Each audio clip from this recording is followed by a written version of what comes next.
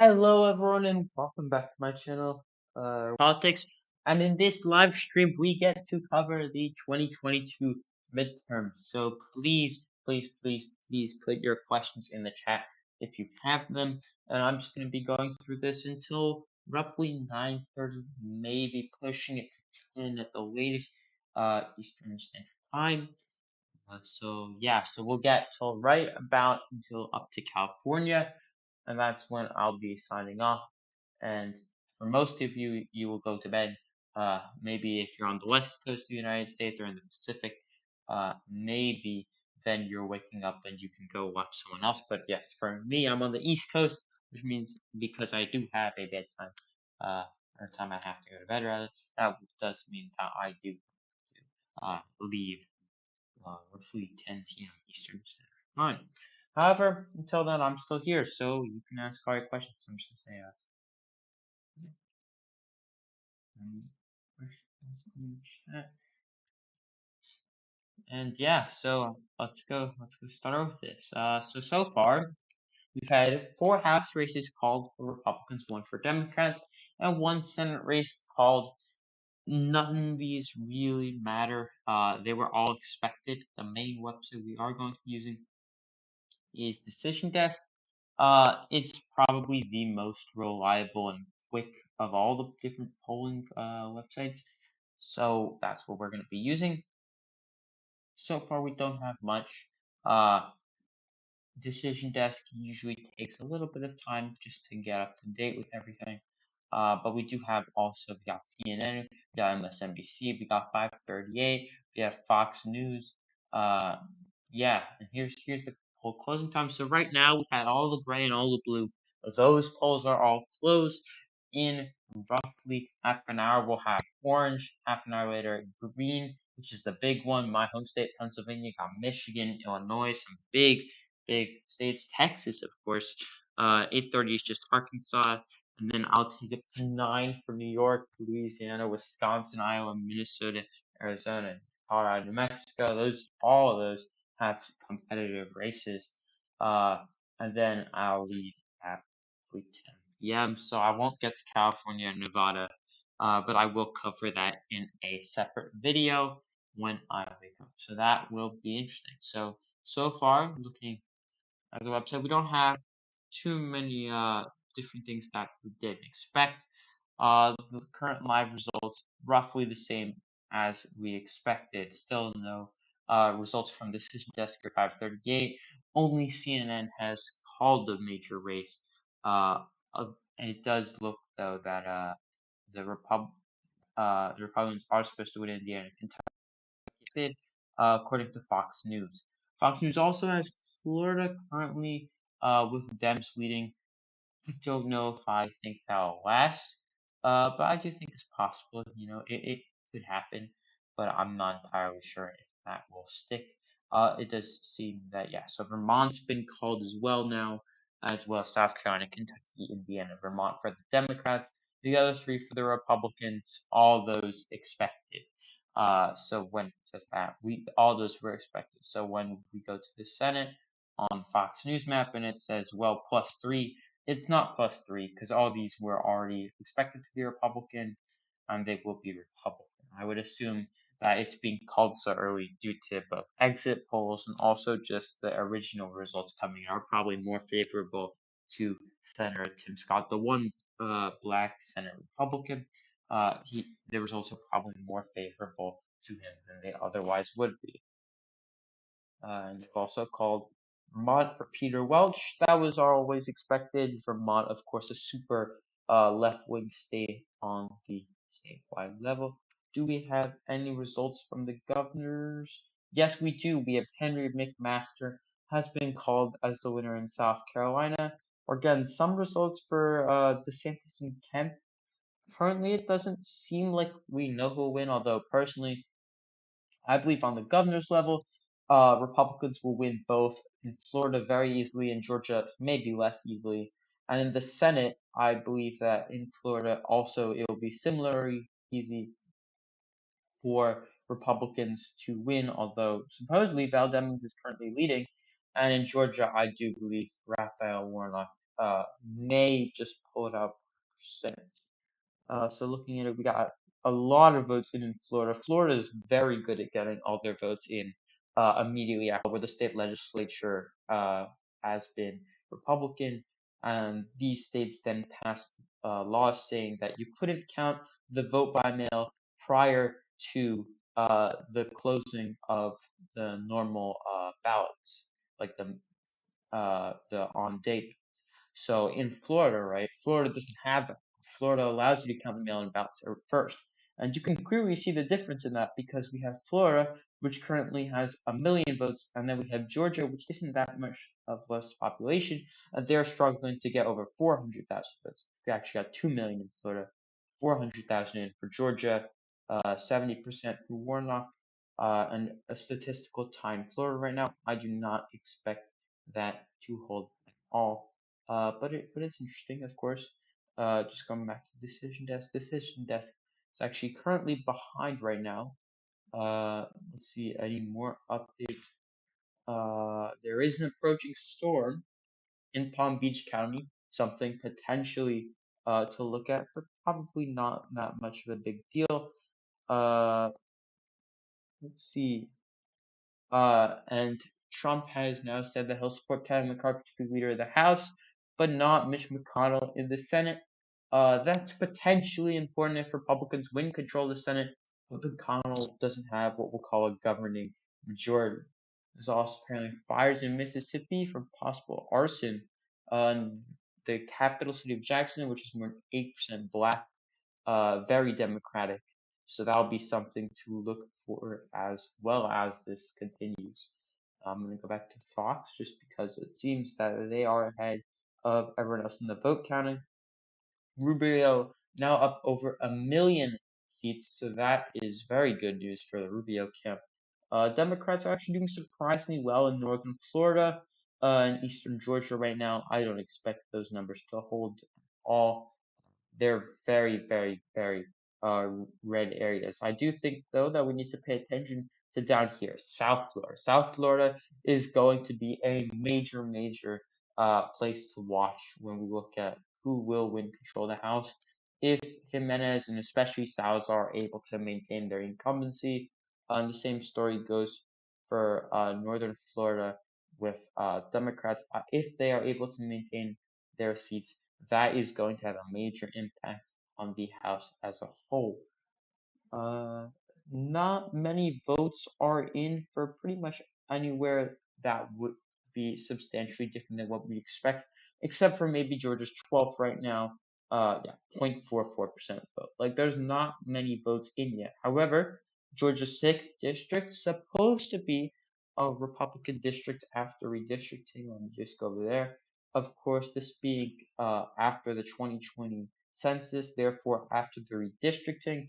So here's the old map. And the old map had two Democratic representatives in these seats, the R+4 and R+1. Republicans saw that Georgia's becoming increasingly Democratic leaning, transitioning from a red state to a purple state in the span of like 4 years. And so they made it one solidly Democratic seat, which had two representatives who had a head-to-head primary, and one solidly Republican, this R+24.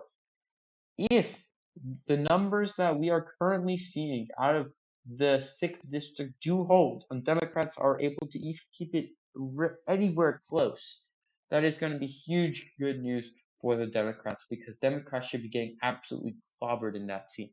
It's a similar story in the 3rd district. The 3rd district, of course, that's Florida.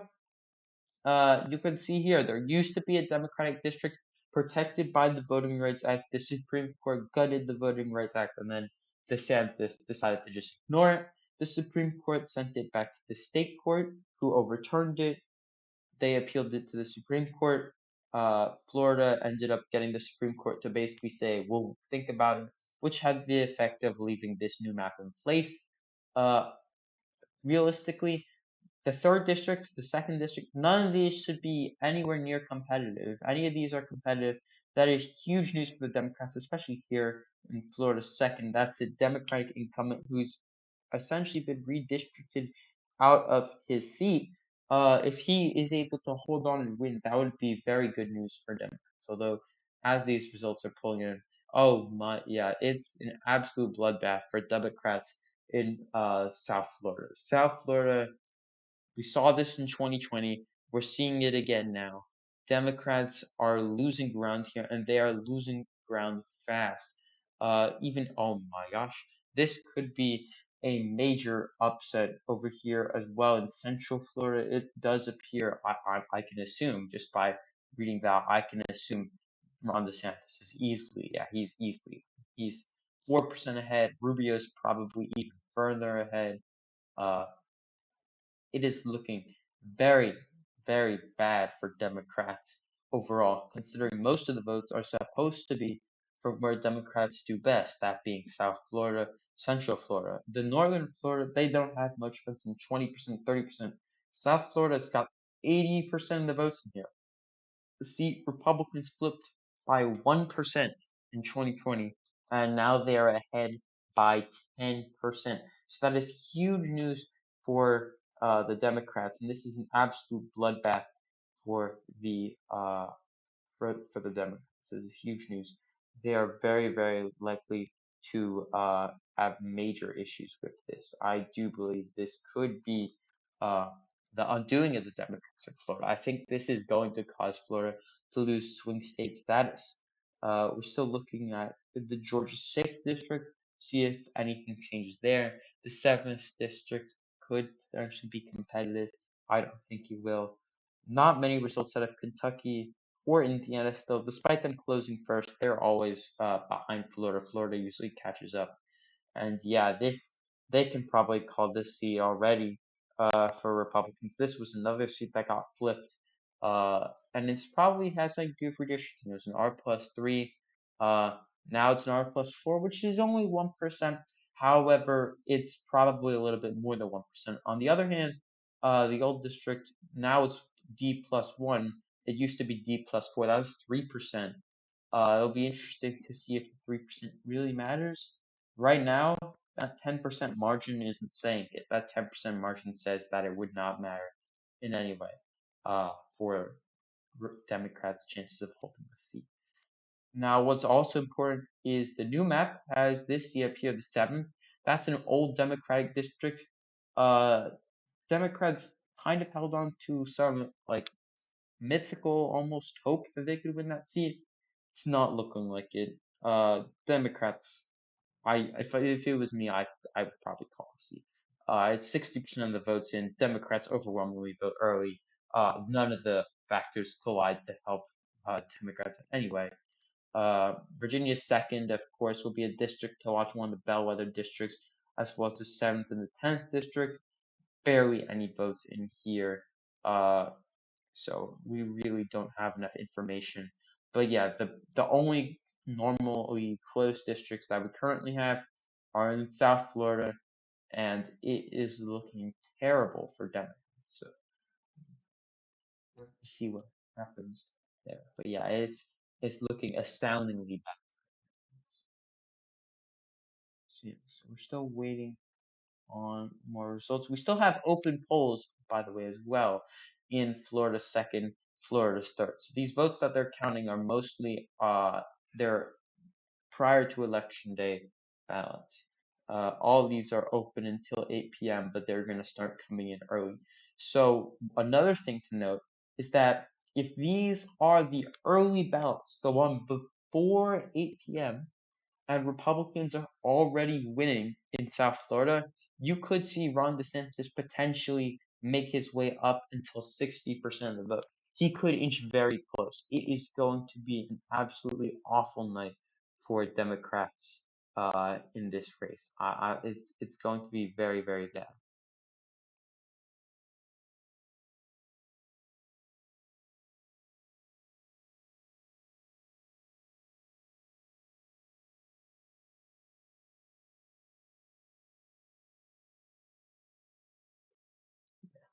So if this was me, I'm calling multiple things. We also have New Hampshire. They're starting to get some results in. It's very little, 2%, but every little bit helps for whichever party I guess you are. This third district, that's going to be the only Democratic district Kentucky has, because the only other competitive one 70% of the vote. I know only 3% in. It's not. It's just not gonna happen. It's way too Republican leaning, even though it's the second most competitive in the state. So we're still gonna be waiting on a lot of these results, but these are really bad results. Uh, for the Democrats. I mean, like I knew that it was going to be very bad for Democrats going into the elections in South Florida, but this is very bad. So we're just looking at 538. I'm sure that someone's put something out about it. Uh, yeah, yeah. So right here, that Democrats are saying that it shouldn't be a red state ethnically, racially, like all it has all things that would make it a swing state, if not just a blue state, at least in southern and central Florida, and yet it's clearly a red state, and I think that's just the current Democratic coalition being unable to essentially hold itself together. That's something that Democrats really have struggled with, and they're going to continue struggling with. And the blame game after this election is not going to help members. Georgia 6 still 18%, so basically no movement there. 12% in the 12th district, uh, only 8%, 6%. Still waiting on meaningful results.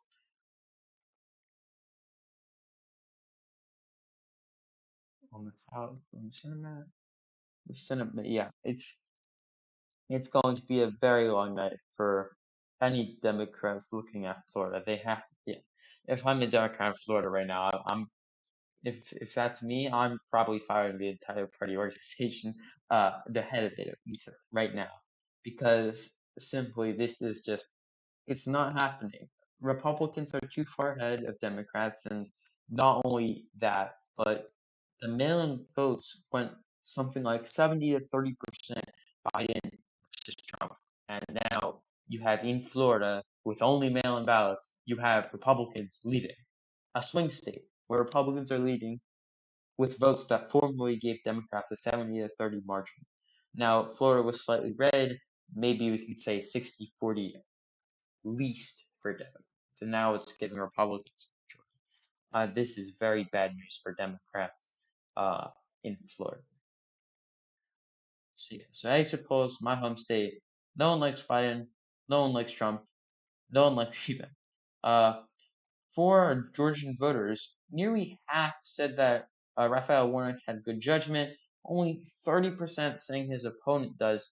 That's probably good news for, I guess, well, it could be for a lot of people, but especially for uh, of course, Raphael Warnock and other Democrats in Georgia, such as Stacey Abrams, who could rely on Warnock doing well to pull them up from their current issues, I guess, with the polling.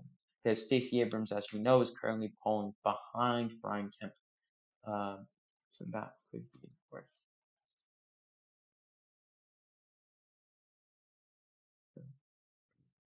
I've spelled that so bad.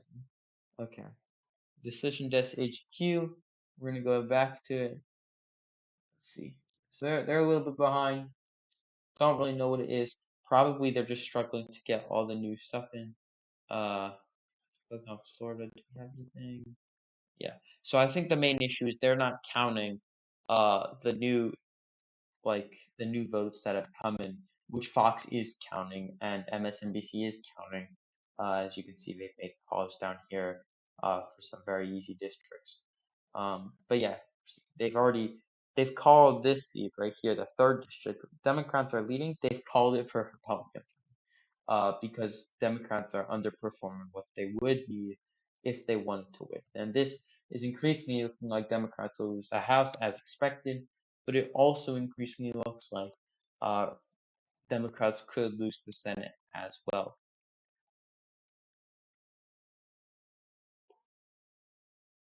They are, however, winning in Georgia with 0% in from Fulton County. They're winning, and 10% of the total vote is in. That's good news for Democrats on the whole. I'm wondering how 10% is in, and I believe they simply haven't updated what percent is in because I question how 10% is in roughly 250,000 uh, aren't. So I'm going to assume that number's off, but still 10% of the vote is in, 295,000, so roughly 300,000 votes for Warnock, and Warnock is leading with 75% of the vote. That could be something to watch later.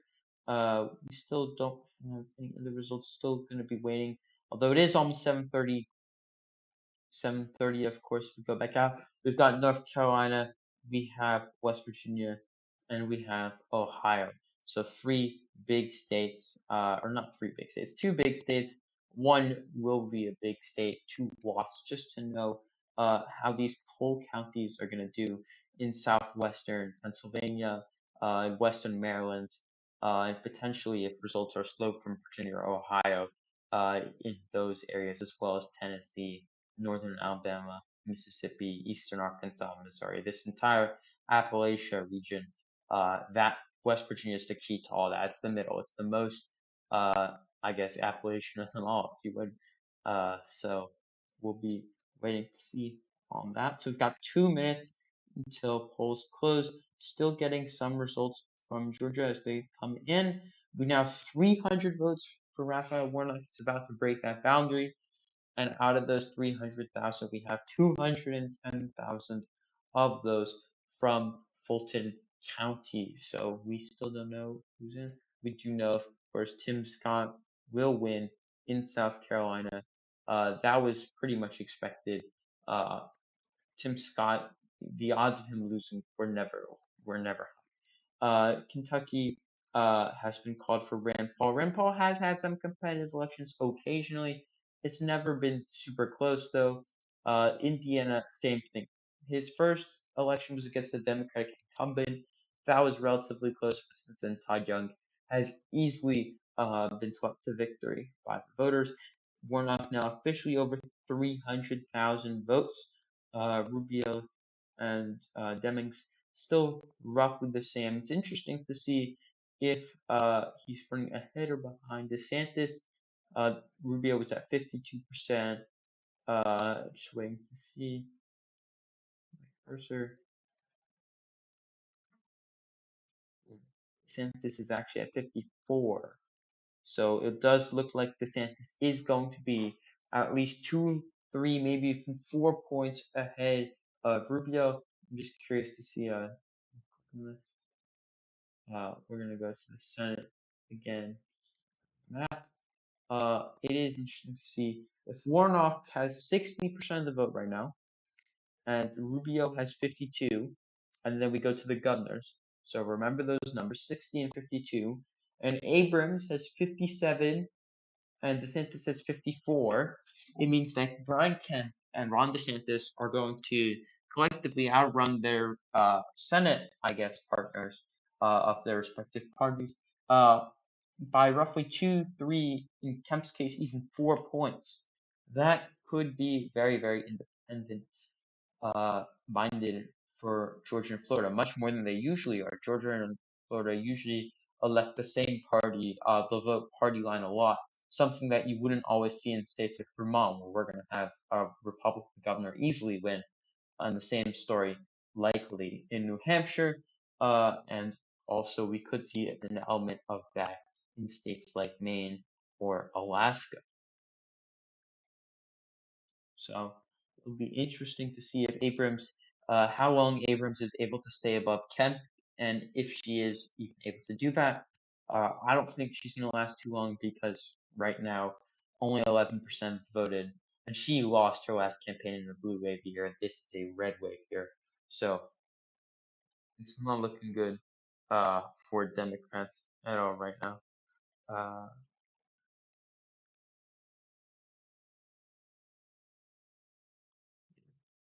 we're gonna have to wait and see. I'm just trying to look at some other results. We got 306,000 to 192,000. It'll also be interesting if Warnock does finish ahead of Walker by enough. Then will he need a runoff? He just went up actually in votes. Probably I'm assuming from here. Nope, that's 100% in and 200 votes. Basically none. Probably I'm gonna guess from Clayton County unless one of these other, maybe Richmond County could have been some votes. Maybe Randolph County. Yeah, it's looking very good for Warnock in terms of is he outperforming Biden? And the answer seems to be yes. It's looking a lot less convincing for Val Demings in Florida. Is Val Demings outperforming anyone? The answer is no. Miami-Dade looking to go Republican for the first time since the early 2000s. Even on the statewide level, it's always been a blue county, heavily Latino, some a healthy African American population as well, although that's more so in Broward County. We could see Broward and Miami-Dade vote differently as well. We could see Broward vote for Democrats, Miami-Dade for the Republicans. It'll also be interesting to see Northern Florida, how that could relate, I guess, to South Georgia. Right now, very bad for Democrats in Florida, very good for Democrats in Georgia.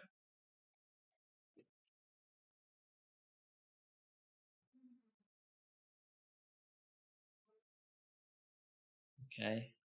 So polls have just closed. It looks like uh here the map. Polls have just closed in North Carolina, uh, as well as a few other states. So let's go back to the map. North Carolina, West Virginia, Ohio. Polls just closed. Ohio. It looks like JD Vance might pull off an upset. I'm just looking at the bottom of the screen, and I can assume that the new updates. Yeah. So Republican Governor Mike DeWine, he's very popular in Ohio. If he's winning already, it's likely that they'll win. And we have JD Vance. Yeah, they look like they should be able to win. In Michigan, it's looking okay for Democrats. But yeah, Ohio, that's pretty big loss for Democrats. Not as big as losing a Pennsylvania, a Georgia, a Nevada, but it's still a loss that's going to hurt Democrats because this was the state they thought if they were to lose a state like Nevada, maybe they could replace it with a North Carolina, a Wisconsin, and Ohio. Those are the three big backup states, I guess, to a lesser extent, Florida, that they could use to replace a Nevada, a Georgia, uh, mostly a Nevada, but also Georgia or Pennsylvania. They could lose, or even in New Hampshire, Arizona. But it does seem that just from the exit polls, J.D. Vance will probably win. And as we know, Florida looking very bad for Democrats. We're not starting to get caught up. 50% of the vote now in Miami-Dade. We have roughly 26 minutes until we get our results there. We have 400 posts from MSNBC.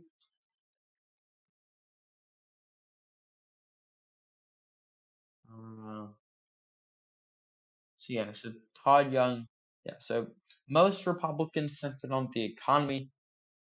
Democrats center on things like abortion, on things like racial tensions, LGBTQ rights, and of course the idea of democracy. Uh, okay, this is just I can't really explain this, but yeah. So if you're in line, you can always vote. There's no reason to get out of line for any reason. If you're in line for some reason you're watching this video, then mostly you should be watching this video until you get home because you should make sure that you vote. But yes, if you are watching this video, you can. Cherry Beasley jumping out to a massive lead. 60% of the vote. Okay, the votes are coming in very fast, coming in quick. We're at 25% of the vote in, 60% of the vote for Cherry Beasley. Will that be enough? Cherry Beasley, that's a very, very close race towards the end, just because most of the votes coming in are Democratic votes. 25% of the voting now. Uh, the main counties of Beaufort, Allen, these counties here as well, Gaston County, Union County, these are going to be big Democratic counties as well as almost the entirety of this area here. This is a very heavily African American area of North Carolina. Those votes are going to be big. 26% of the vote. Terry Beasley now out to a 60% margin.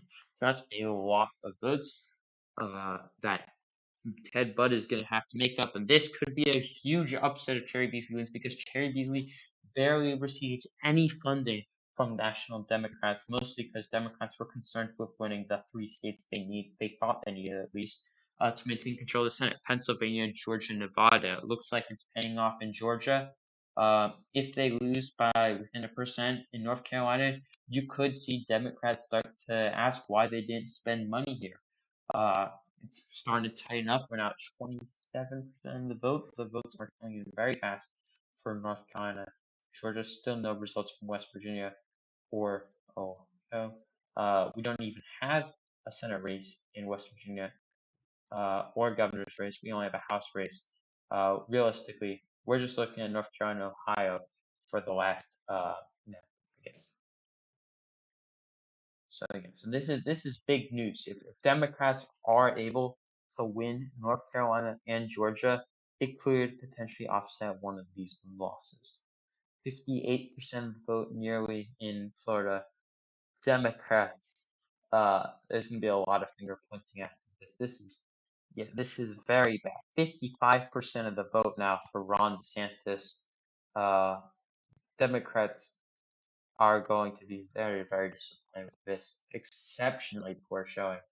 Uh, Already, yeah, this is very bad for them. 100% of the vote in some counties. 87% in Clay County. So this is Jacksonville right here, Duval County. Duval County is a perennial swing county. If Democrats are able to win Duval County, usually they're able to run relatively close to Republicans in Florida. They're losing Duval County with all mail-in ballots counted. That probably spells the end of Democrats' hopes of winning Florida. Just that stat alone. Still now nearly 30% of the vote in Georgia. We still stuck at 14% of the vote. So Raphael Warnock's margin obviously means a little bit less right now than Cherry Beasley's, but they're the same margin. Um, it's going to be interesting to see where the votes are coming from. We haven't seen any more votes from Fulton County. Could this be maybe a chance for Democrats to make something of a comeback? I don't know yet.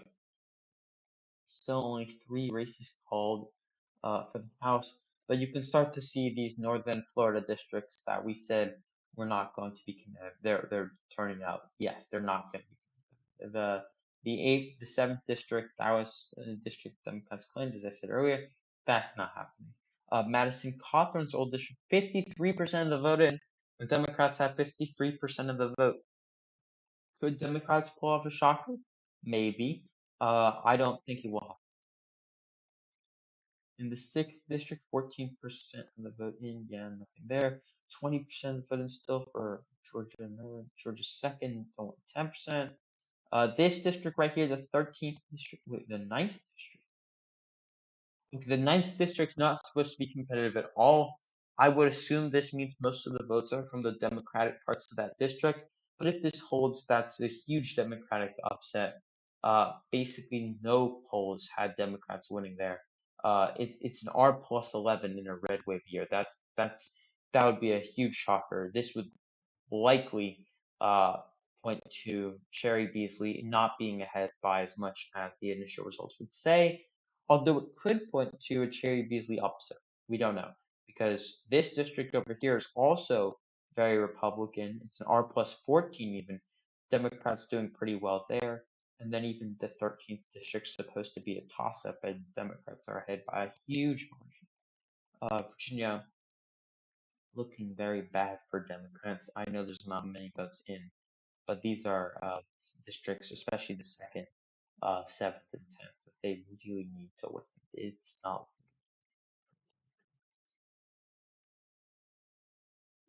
the 15th district, not competitive in Ohio, so we really don't have many results out of Ohio yet. Although they're starting to trickle in, 8% here, 1% there, 3% here. Not many results, but they're starting to arrive. Uh, Georgia's 12th district, that'll be a district potentially competitive. It's not supposed to be this cycle, but it could be in blue wave. But if this truly is a close race, in what is an R plus 17 district.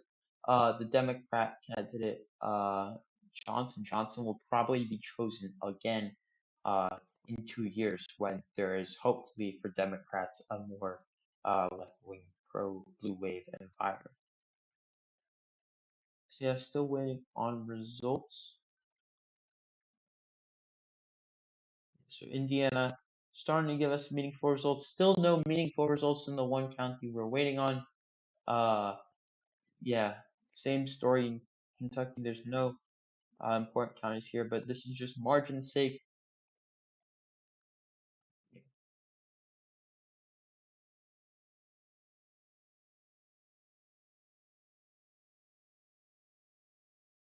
So yeah, so it's not looking good uh, for Democrats.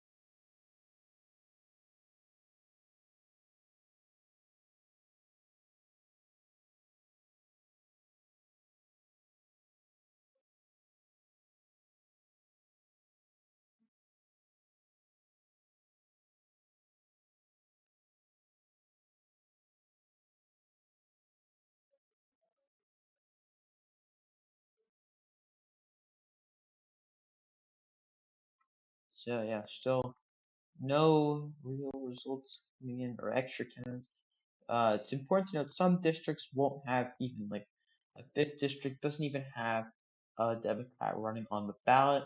It's not going to be competitive, but it's something to know and you take into account the overall popular vote later on. And yeah, I think they can start calling South Florida, especially the 26th district. You could probably call that for Republicans.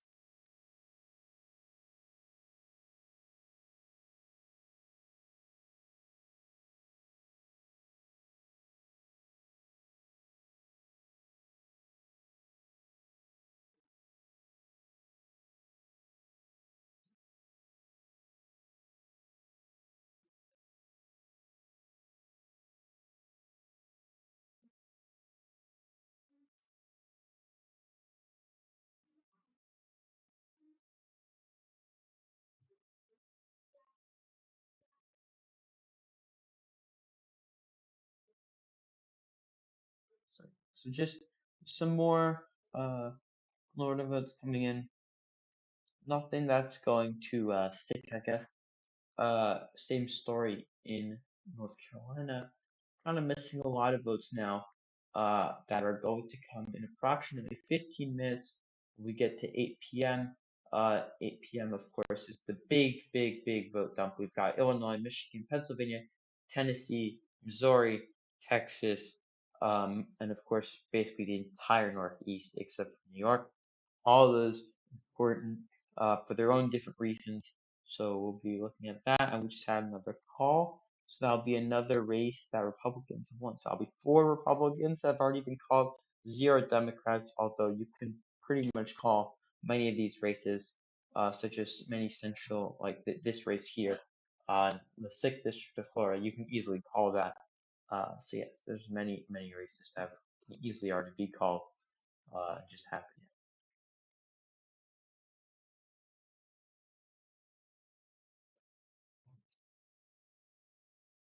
It does, however, look like Wexton is coming back in Virginia's 10th. So that should be good. Wexton and Spanberger will probably, I do believe, come back just looking at North Carolina and what seems to be an overperformance of the polls. I'd probably expect the same for Virginia then. The 4th district and the 2nd district. The 4th district, I think, will be easily Democratic. The 2nd district, on the other hand, that'll be a very close race.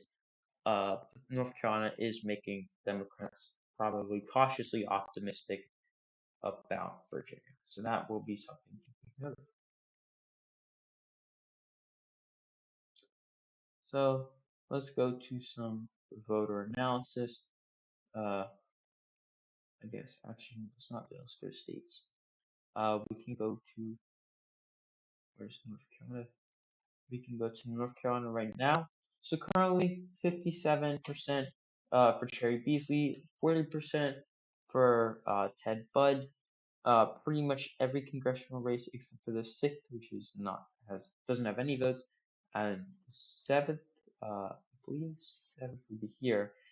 Yes, are not called. So this is looking actually surprisingly good for Democrats. If 40% of the votes are in North Carolina, is still struggling with that. This could be very good news for Democrats, considering it's an R+16 district. They're running relatively close. I know that the mail-in ballots are counted first, so we can expect all Democratic margins to go down. You can expect Democrats to lose the ninth district. They'll be absolutely annihilated in the seventh, probably the 11th as well, and I expect the 13th in the Senate race to tighten up. But it is good news for the Democrats. They are running it up with the vote by mail margin, something that they really failed to do in the 2020. There's never been a better time to get away. With a great deal on the Hyundai you've always wanted. It's your journey. Good. We got Florida. Florida's 55%. Now for Rubio is 65%. And this race here, that can probably be called very soon. They're probably just waiting on these last districts here. Most of these have already closed. I know it says polls closed at 8 p.m. That's not true. These polls all closed earlier. If you look at the map again, these all closed at 7. That's why their results are coming in. These closed at 8. That's why their results aren't in yet. All of these will eventually come in, and we will then probably they'll immediately call Florida for Republicans, both for Marco Rubio and for Ron DeSantis, although they could wait, but I expect it to be called. 5% in, Tim Ryan doing very well, and surprisingly, with no votes from, oh, okay. I was gonna say no votes from Democratic strongholds, because Cuyahoga is the big Democratic strongholds for Cleveland. No, that's not happening. Columbus is voting, and they've given 100,000 votes to Tim Ryan. And considering that he has 150,000 votes, that's roughly 2/3 of his votes. We can easily assume that, uh, 130,000 votes total from that county. That's roughly half of the entire state, and it's a very blue county. Or not half of the state, half of what the state has counted so far. It's a very blue county. Uh, Tim Ryan is going to have a very hard time, in my opinion, to win this. He'd need exceptional rural turnout for himself, not for his opponent, which is normally what happens when there's rural turnout. Tends to lead to more Republican voters. Urban turnout, to a lesser extent, suburban turnout tend to lead toward Democratic victory. So we got 10 minutes now until the polls close. So lots of news being called. Yeah, so this is what I've been saying. Yeah, Miami-Dade is very red compared to what was expected. It's just early vote, but if Republicans are voting on election day, yeah, the GOP's margins in Miami-Dade probably are going to get larger rather than smaller. When DeSantis lost or won, when he won the governorship in 2018, he lost the county by 20. Now he's winning by roughly 5 to 10. And the entire possibility of a Democratic victory in Florida runs through Miami-Dade.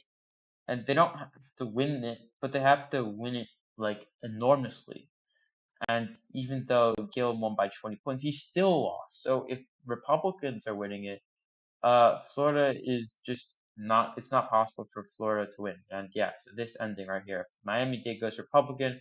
Florida is off the board for the Democratic Party, and it suggests that Florida, 30 electoral votes, is not like a swing state. It's now a red state, and that's very important. So yeah,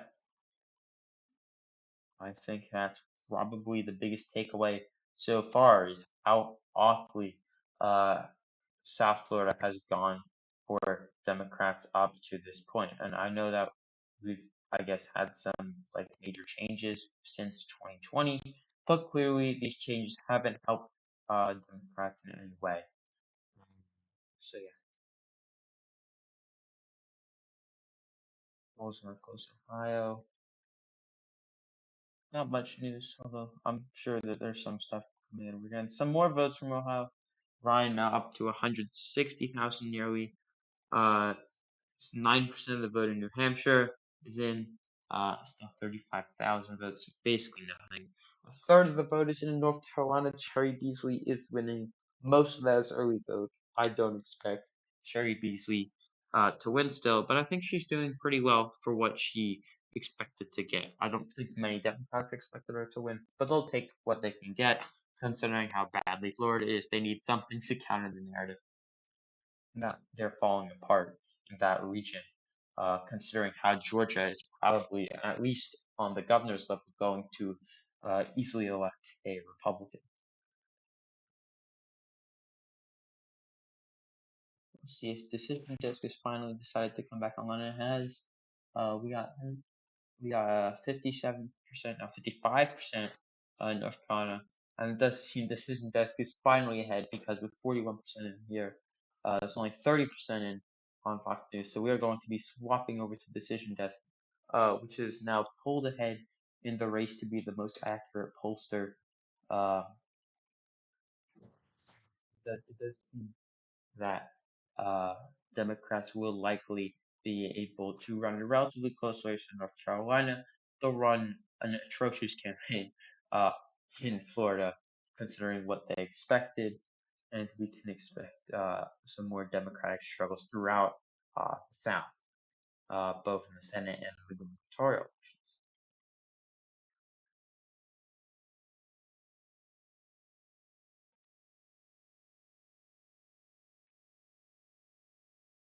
Now for the governor's results.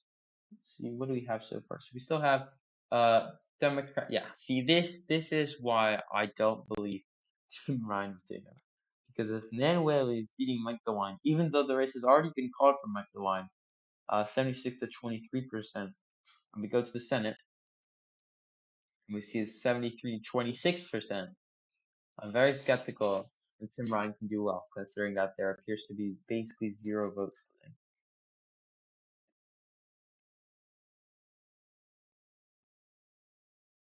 Yeah, so Kentucky, South Carolina, Vermont, still the only spot. Vermont, we don't even have results.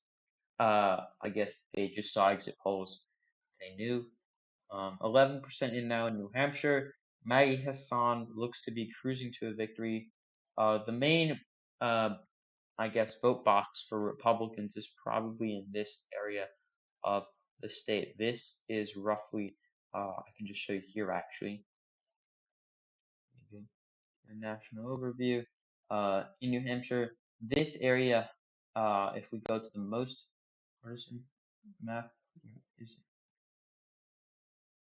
go. So this was the state house Republican map, and it essentially tells you where the Democratic areas are, where the Republican areas. So the Republican areas southeast of the state, Democratic areas north and west of the state. If we look, most of the vote that's in so far is from the southeast of the state. That means that Democrats can probably expect to roughly maintain their current results. That's probably good for Democrats on the whole. We're now sensing that some states' decision desk is very accurate and some states they are not, because as of course we know, Democrats have not. There's not only 1% of the vote in Georgia. That's obviously incorrect. So yes, I believe I'm increasingly deciding. Oh, here we go. 21%. Looks like they're just coming in now. We got one new update from CNN. Milwaukee says 70 to 75% turnout, close to the same level as 2018. The number of absentee ballots will be lower than expected. So that's probably bad news for Democrats.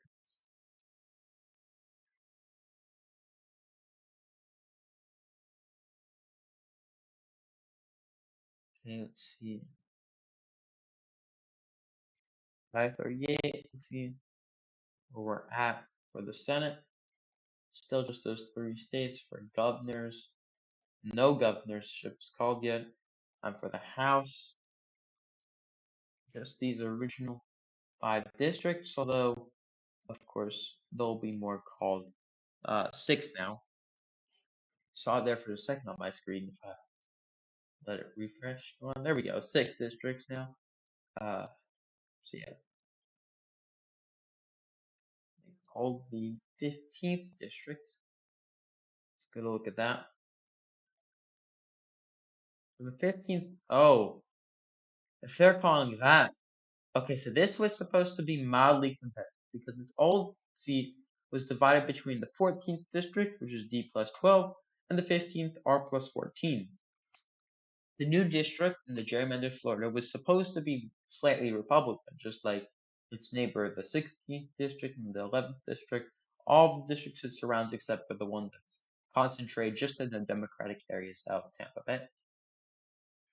Now, if Republicans have successfully already won the 15th district North plus 7, as well as easily swept Democrats aside the 28th and 27th and the 7th, this means that these are no longer the competitive districts.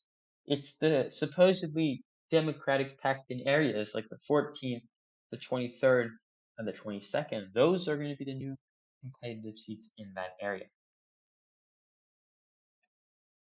Yeah, so this just confirms what I thought. And we also have early numbers suggest some Georgia voters did not vote for the same party across key races.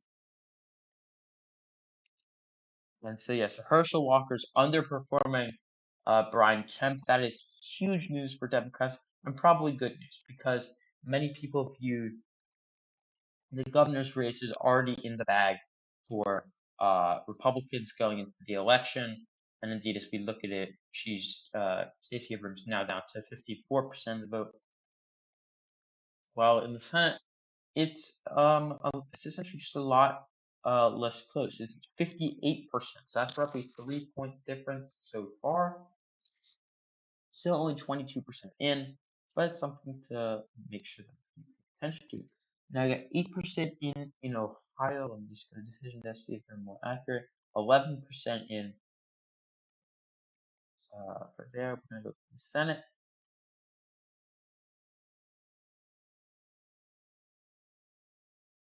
It's not the Senate.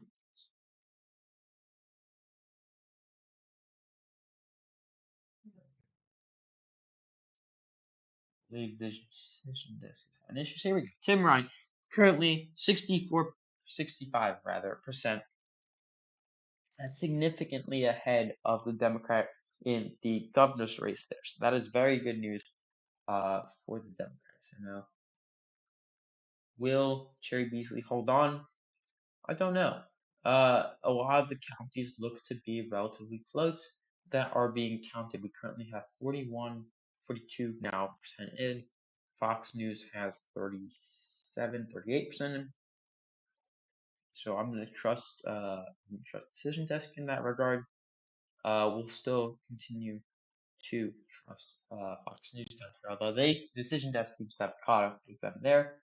And Decision Desk, I believe, is still behind in Florida. Yeah, this is very bad for Democrats. 50% of the vote, and they're already losing. It looks very bad.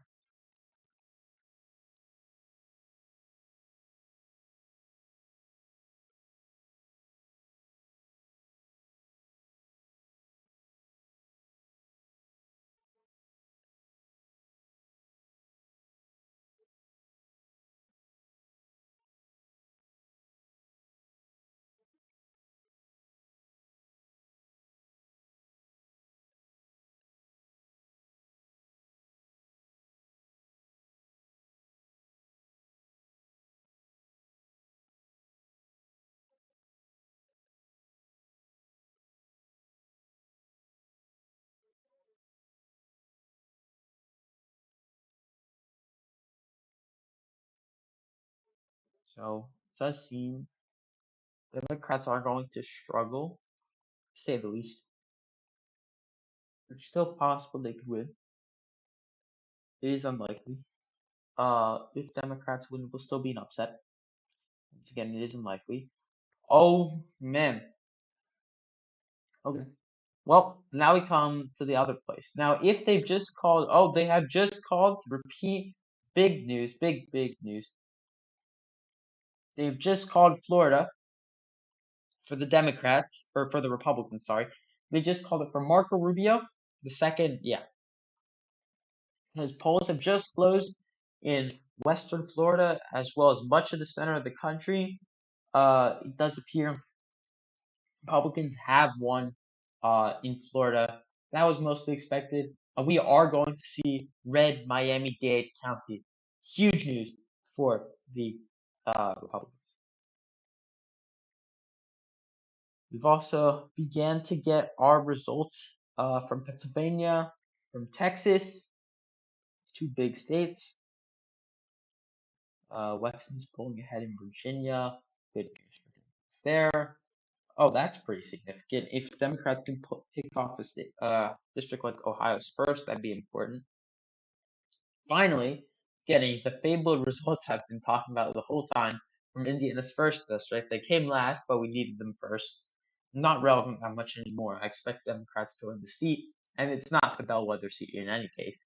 But it could help Republicans if they could win there. Yeah, it's looking very bad.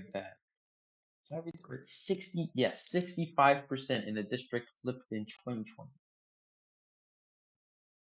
This will probably cement Ron DeSantis' role as the, if not new competitor, or not new frontrunner, then at least a very close competitor with the current supposed leader, at least, of the Republican Party in Donald Trump.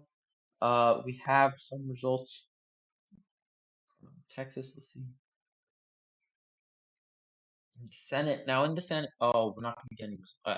We can go to Pennsylvania because I don't believe Fox News is going to yet. So these are all results from Pittsburgh proper. I don't believe that Democrats could lose there, but it is important. Marco Rubio defeating Val Demings. That's a huge loss for Democrats if they're going to lose by such this margin. Like Rubio was a very strong candidate already. Val Demings was considered a strong candidate. Pretty much all the candidates, maybe outside of Charlie Kirst for governor on the Democratic side, were considered strong candidates by the standards of their party and state.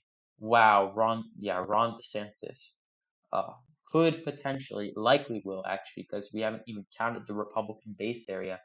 Uh, he will likely, in my opinion, get very close, if not break 60%. So that's huge news. And Ohio, as we said, 50% right now each way. Uh, yeah. So that's important. Tim Ryan does seem to be running 10 points ahead in the Senate race versus the governor's race. So that could be important. 25% now in. Raphael Warnock still winning fairly comfortably in Fulton County, in Gwinnett County, in Clayton, and Henry County. So all important counties that Raphael Warnock needs to win if he wants to win this race.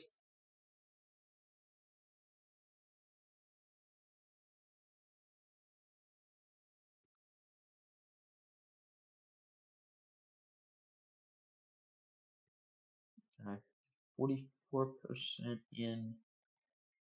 So it does seem like Decision Desk is ahead in a few states like North Carolina, and in states like Ohio or Georgia, especially Georgia, Florida, we could see Fox News is ahead. So those are the two websites I'm going to be using for the live results. Let's go to governor. Okay, so we have no governor results, which is annoying, but it's okay.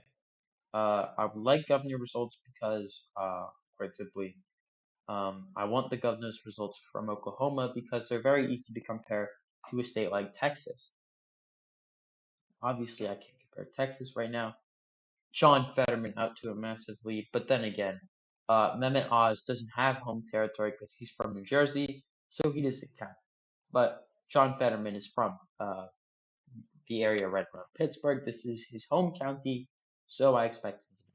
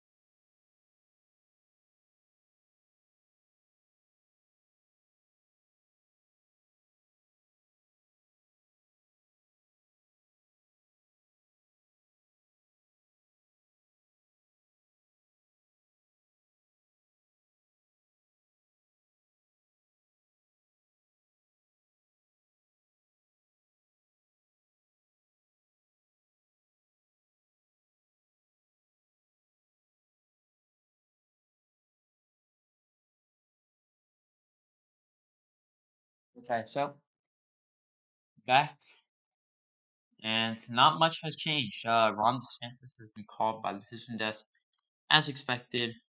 Uh, New Hampshire, they've called it for Sununu, also as expected. We're getting first results out of Missouri and Kansas. Basically, none of the result in. Alabama called immediately once the polls closed. That was expected. Raphael Warnock still doing well. Jerry Beasley doing well. Tim Ryan doing very well. Although wait, what? Cuyahoga isn't in that. I don't know how many total votes are in Franklin. Hamilton, this is also an urban county between Cuyahoga and surrounding counties, Franklin, and to a lesser extent, Delaware County, and then also Hamilton County, and maybe some of these eastern Tim Ryan home territory counties. That's the extent of Democrats' counties in Ohio. They'll lose everywhere else. So Tim Ryan currently only having real amounts of votes from two of those, from Franklin and from Hamilton, barely any votes in from his home county. This is his home county. There's like 2,000 votes, 200, 0, 100, 0 again, 0, 0, 0. So 40,000 votes here, 10,000, 16,000 votes there. That's not a lot of votes. I do think that this looks to be shaping up like a close election in Ohio, close election in North Carolina. Democrats are going to be kicking themselves in Florida already. And you already know the Democrats who donated to oust Ron DeSantis, they are wishing they spent their money in North Carolina and in Ohio, or they're wishing that Democrats in North Carolina and Ohio, if they would spent money in Florida. Either way, it looks very bad for Democrats if they lose all three and also Wisconsin because they could have pooled their money together essentially. They probably would have been able to win one. It does look like Republicans are increasingly likely to win the House. I'm just looking at here 16 for the Republicans, 9 for the Democrats, 17 after the Republicans, 11 for the Democrats. Uh, yeah, that's a Democratic incumbent gone there. Democratic incumbent retiring now gone. The ninth district is uncannily close. The 15th, that's an old Democratic seat. The 13th, that was a Democratic seat. The current governor is there. He's gone. Uh, yeah, it's looking very bad. These are old Democratic seats. They're now going to be a Republican. This was an old Democratic seat, now Republican. You can see a theme here. The Democrats are doing very badly, and it's going to hurt them a lot. Now, on the good news for Democrats, the 13th district, they, with roughly half the vote in, they have a 57 to 42 lead. That means Bill Hines would need roughly 58% of the vote in order to win there. Uh, it's looking not too good for Democrats anywhere, but it's looking a little bit okay for Democrats everywhere. Also, we have first member of Gen Z elected to Congress, Maxwell Frost, if I'm correct. That'll be here. Yes, it is. 10th district, that's Orlando proper. So that will be very important. Um, see. So, yeah, so Georgia Republicans, you would expect them to lose, right? Expect them to be like, oh no, we're losing. They think it's okay because they think that the votes from election day will overwhelmingly benefit Republicans. They don't know. Democrats are also preparing for a red mirage in Wisconsin because, well, Wisconsin on election day, as in 2020, is incredibly Republican, and then after that, it's not. Let's see. United, yeah. Rand Paul won. We knew that. Britt won. That was expected. Markwayne Mullen, first Native American Oklahoma senator. He's Republican. He won the special election against Kendra Horn, former congressperson. Uh, James Lankford will win as well. So that's two Republican senators there. Marco Rubio won. Kay Ivey's winning. Ron DeSantis is winning. Yeah, it looks very good for Republicans in the South outside of Georgia and North Carolina. But you could see here on the Senate map, this was not 35 earlier. This was 29. Now it's 35. Republicans won 6 seats for the Senate. Democrats, none. Uh, Now, if you look here, sure, you could say they'll win Maryland easily. Uh, they'll win Illinois easily. They'll win Vermont easily. They look to be doing good in New Hampshire. They'll win Connecticut. Uh, but yeah, there's too many seats. If I'm a Democrat, there's too many seats that look to be uh Republican. And yes, you can look and be like, oh, Fetterman's leading.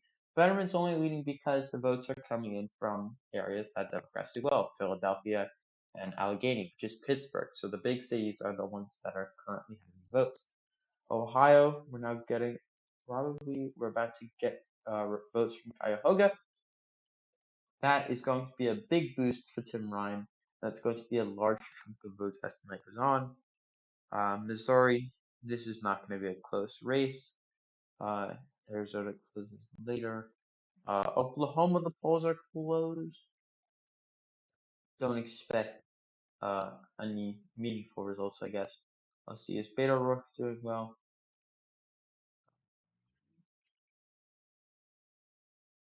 Let's see, so yeah, Stacey Abrams, 52% already with 30% in. Stacey Abrams could probably concede now. and no one would say, "Well, you could win," because it's not happening. Stacey Abrams very far behind uh, in terms of what she needs to be running, and she knows that probably, especially because Raphael Warnock's all the way at 55%, and his is very close. There is now our first flip in the government receipts. We have Massachusetts flipping from Republican to Democrat. The moderate Republican higher there. A more right-wing Republican beat the moderate Republican in the primary, and that was it. And it's very clear the Democrats will now take that seat. And it's a similar story in Maryland. Democrats controversially spent money to boost the more right-wing Republican, knowing that Maryland would reject them, and that's clear what they have done because they've already called Maryland. So that will be important because later Rhode Island could be competitive. Probably not though. I'm looking more towards some other races that could be close. Still looking at Georgia, 30% of the vote in now. What is this? Should that say 34% in? Yeah, it's looking worse and worse for Stacey Abrams as we continue this. But there is some sort of a blue wall starting to form among governors right here. If they do win Ohio for the Democrats, that could be important.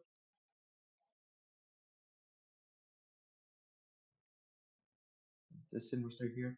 We have okay. Ignore Missouri, because Missouri there's no votes there.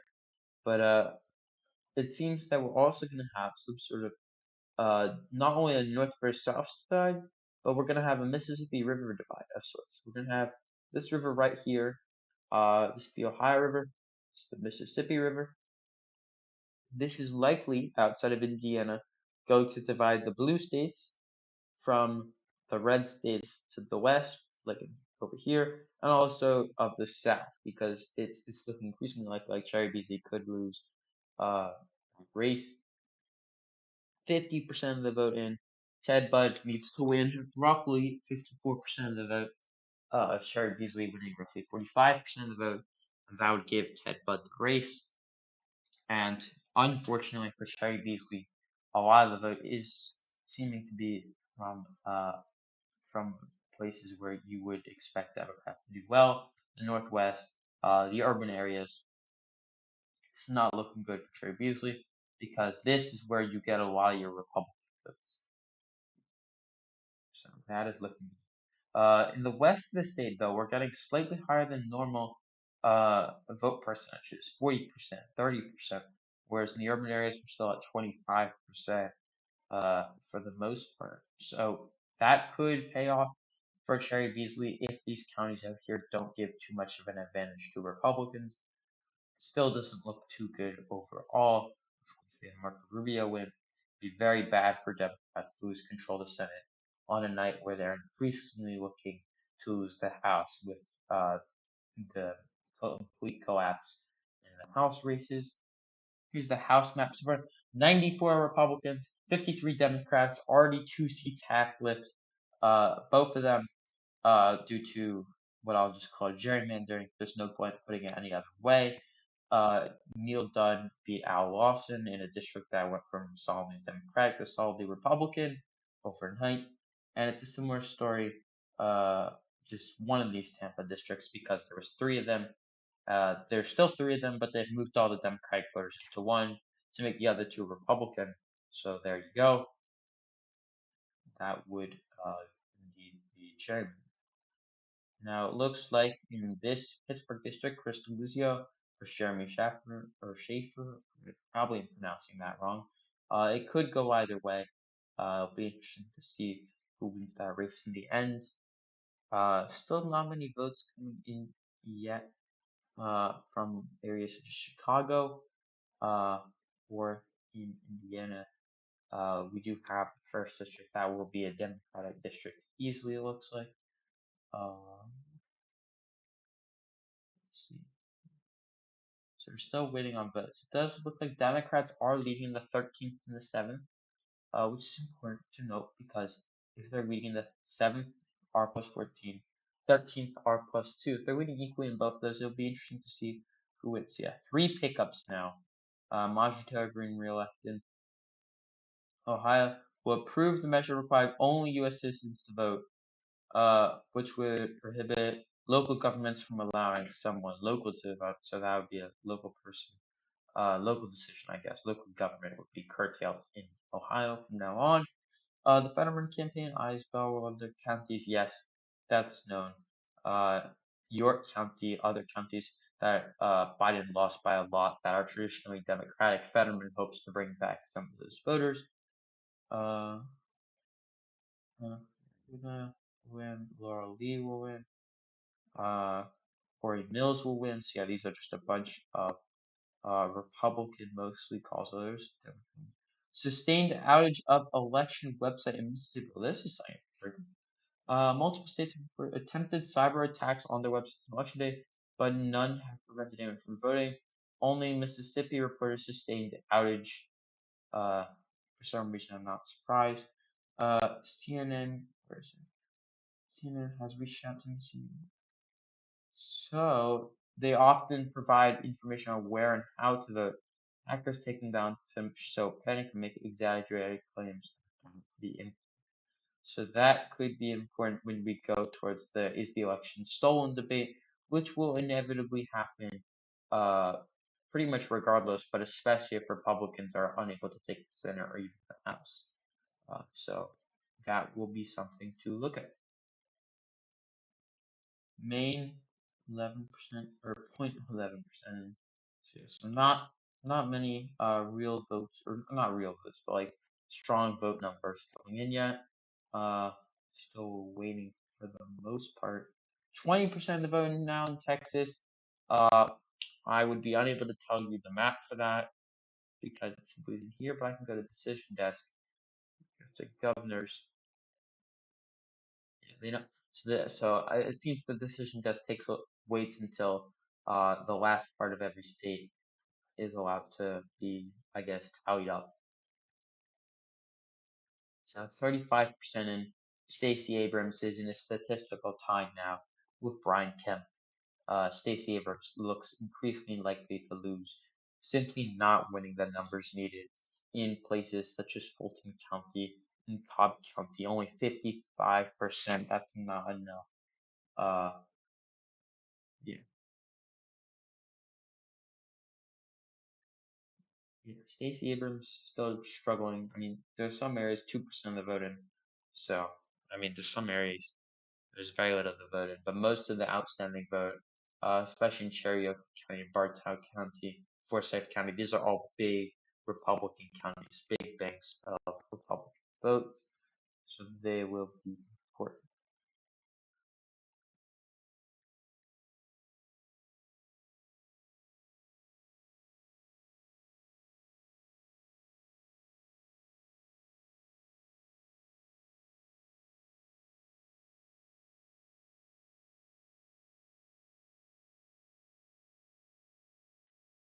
Still over 50% of the vote now. And we have some counties inching up towards the 50% margin. Still, the same counties haven't counted votes. Uh, don't know. Last updated. It is 8:25 now. So supposedly there have been changes. I don't know if that's true though. Um, Now this is a race that could be a sneaker. If Democrats win or even come close in Oklahoma, that'll be big news. Just simply because when's the last time a Democrat has won something in Oklahoma? You probably couldn't tell me. That's because the answer was a very long time. So Warnock running pretty much even with Beasley across the board now. They've been even, despite the reported votes in being roughly 10, even 20 points off sometimes. Warnock and Beasley are running very close together. That's something to pay attention to for later on. We inevitably get to the point where we're able to call Cherry Beasley's race, or we're likely unable to call the race in Georgia due to runoffs.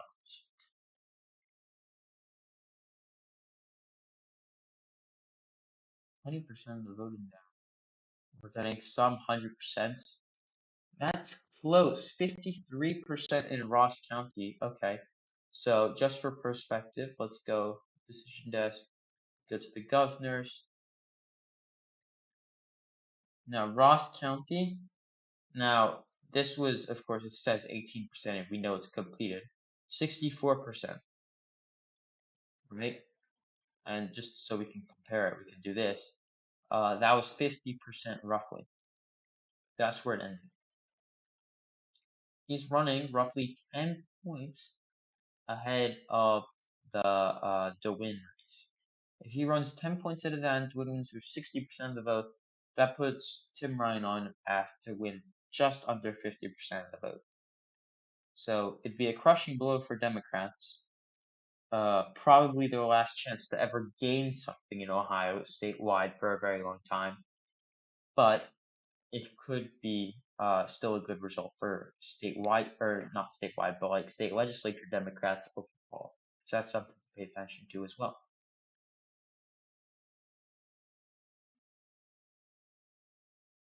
3 minutes until we get some more poll closings. So let's just go see these two new updates.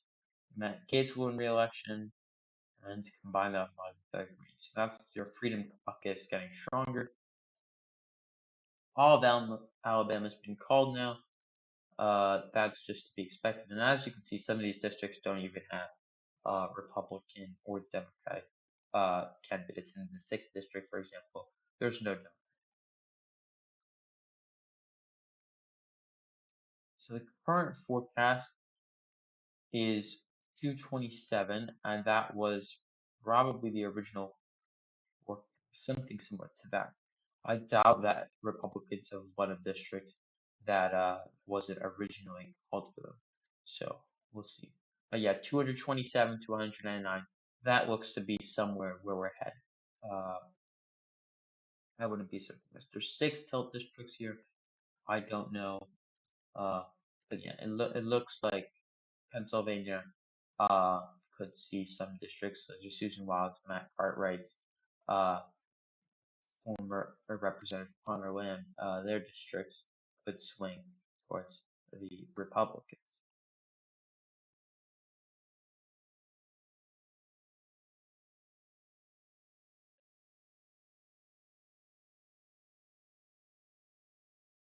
Oh, so we just got a sizable batch from Oklahoma, actually. And that's, let's see, so Horn was at 50%. Now we know Horn has already lost. It's already been called for Langford.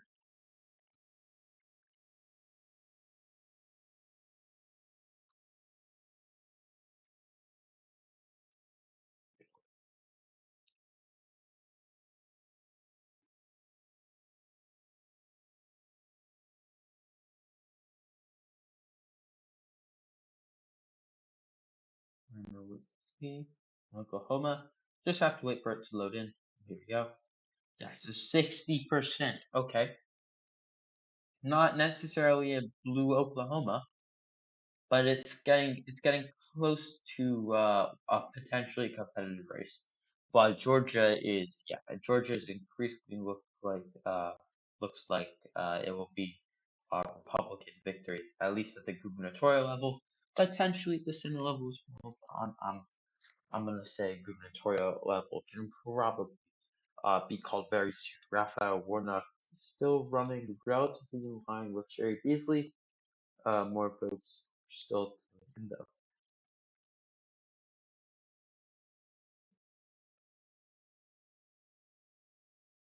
Something also relevant is that Kendra Horn, or there's two Horns, I guess, which is absolutely hilarious in my opinion. That Democrats nominated two candidates.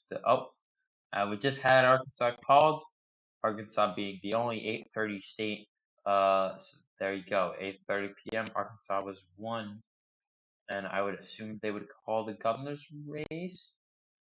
Yes, they did. Sarah Huckabee Sanders will be the next governor of Arkansas.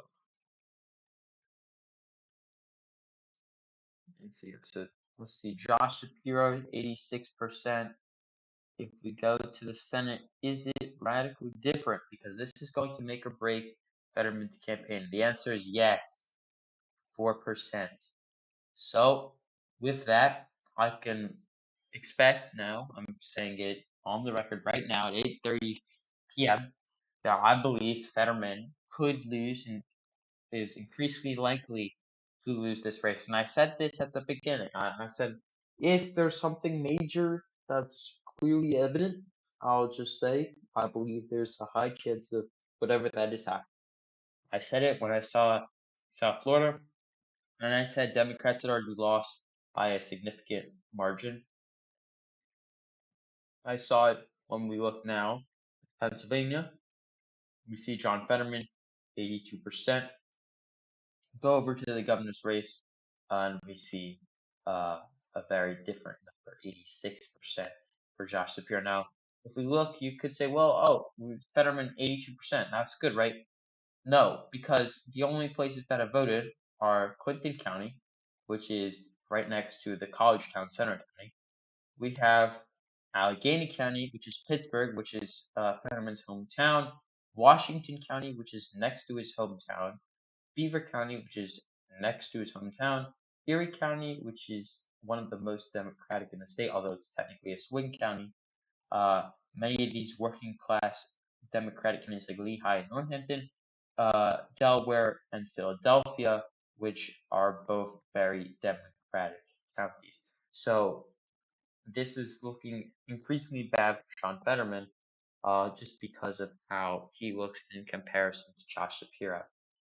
We all expected, or many pollsters at least expected, Josh Shapiro to end up winning this race, but Fetterman was a less sure bet, and it looks to be that way.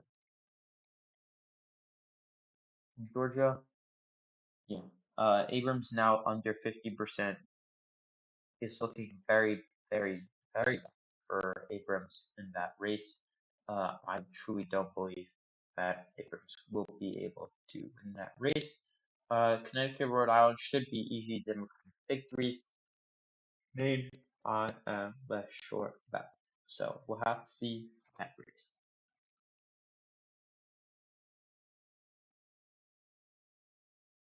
So CNN currently has 36 Republicans, 36 Democrats.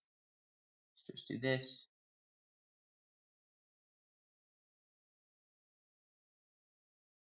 Here we go. Okay, so there's a special election in Oklahoma. This could be a different result, I guess. So the special election, you could see Democrats do better. They've actually just called it. So I'm going to immediately rescind everything I just said there.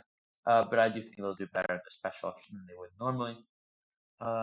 Missouri, yeah, Missouri's not going to be close, but it will be interesting to see what happens. It's a similar story in many other states.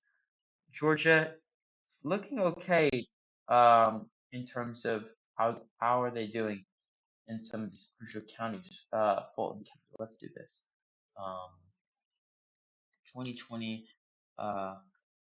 Warnock Loeffler election. Bring it over here. CNN. We can just, I've completely messed up the spelling. But we're gonna put it in to here. And we'll see. Okay, so Fulton County, when Warnock won by roughly 2%, Fulton went 72 to 27. Warnock for versus Loeffler. Okay. Now, if we go over to this, oops. Okay, Brian Kemp is taking the lead. That was expected. I don't think I've been saying already. I don't think many people expected Stacey Abrams to win the race. I don't think it was a possibility. Now, if we go over to Warnock here, Fulton County 75%, 209 to 64 was the number. We have 354 to 134. So with half the vote counted, Warnock is ahead by roughly 2% where he was previously. Here we had 100%. I'm just going to check this out. We had 9,000 to 5,000, 61%. And we had 11,000 to 6,000, 6,500. So that looks bad for Democrats because Democrats now are winning 61% there. So that's 3 points behind. They can't afford that, especially not if they want to escape a runoff in Chatham County. That's going to be a big county in Savannah. 60% for Democrats. Previously, it's giving them 65 right now, but not enough votes there to make it clear if they're actually going to be able to hold those numbers. The far west of this state, some small numbers, but yeah, no, these are mostly coming up as we'd expect, all these counties here. These are the big Republican ones that Democrats have to watch out for, so it'll be interesting there.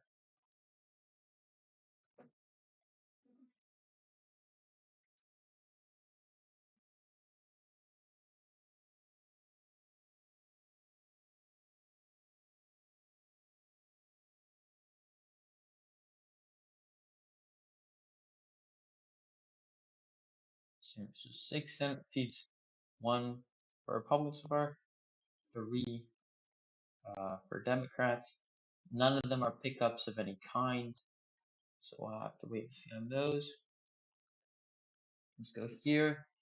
Okay, so we can actually go almost forward in time. So right now, on Fox News, which appears to be roughly 2 minutes-ish behind, 36% of the vote, 37% of the vote, and Warnock here, 52%, here at 53%, Cherry Beasley, backwards in time again to Fox News, 51 to 56%, here at 52 to 55, almost 56%, 54% in, still missing votes from here, 2016.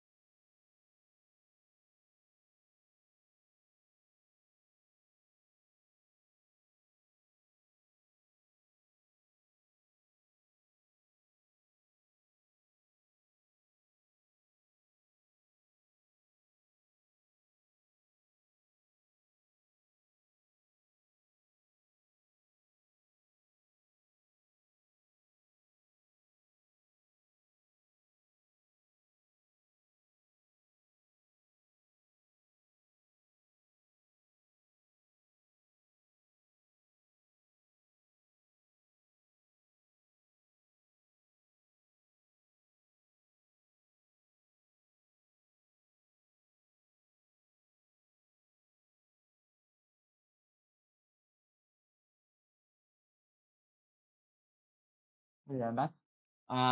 So yeah.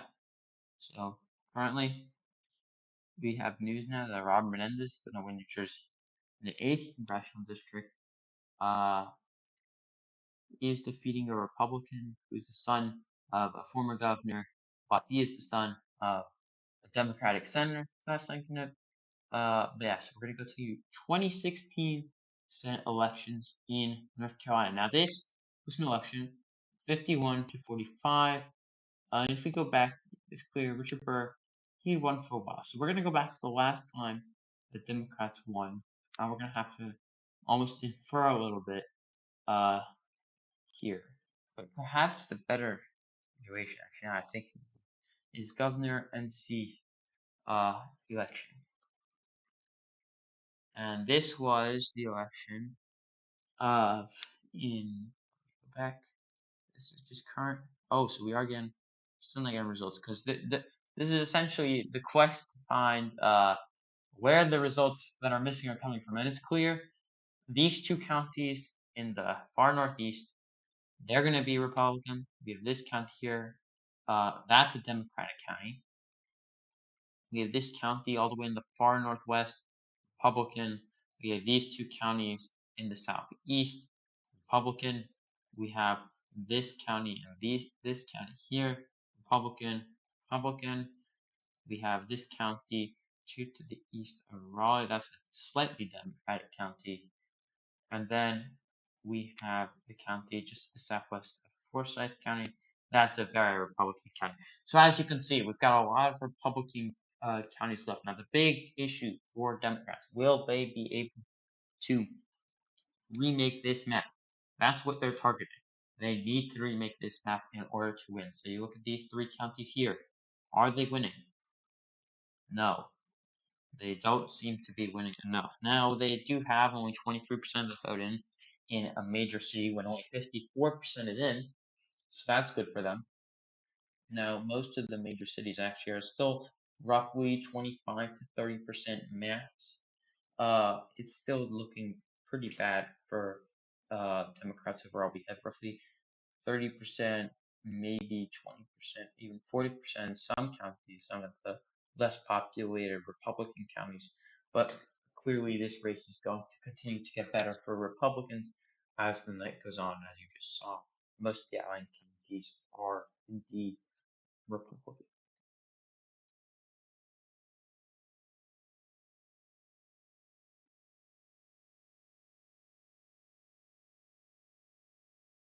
Here's just the final results from Marco Rubio. Not final, I guess, but nearly final with 88% in. Red Miami-Dade something that likely Democrats never thought they would see, but that is indeed what has arrived. Republicans simply beat Democrats on the ground. They beat them in candidate quality clearly, and they beat them in fundraising and advertising. And that spelled the end of the Republican quest for victory. So, yeah.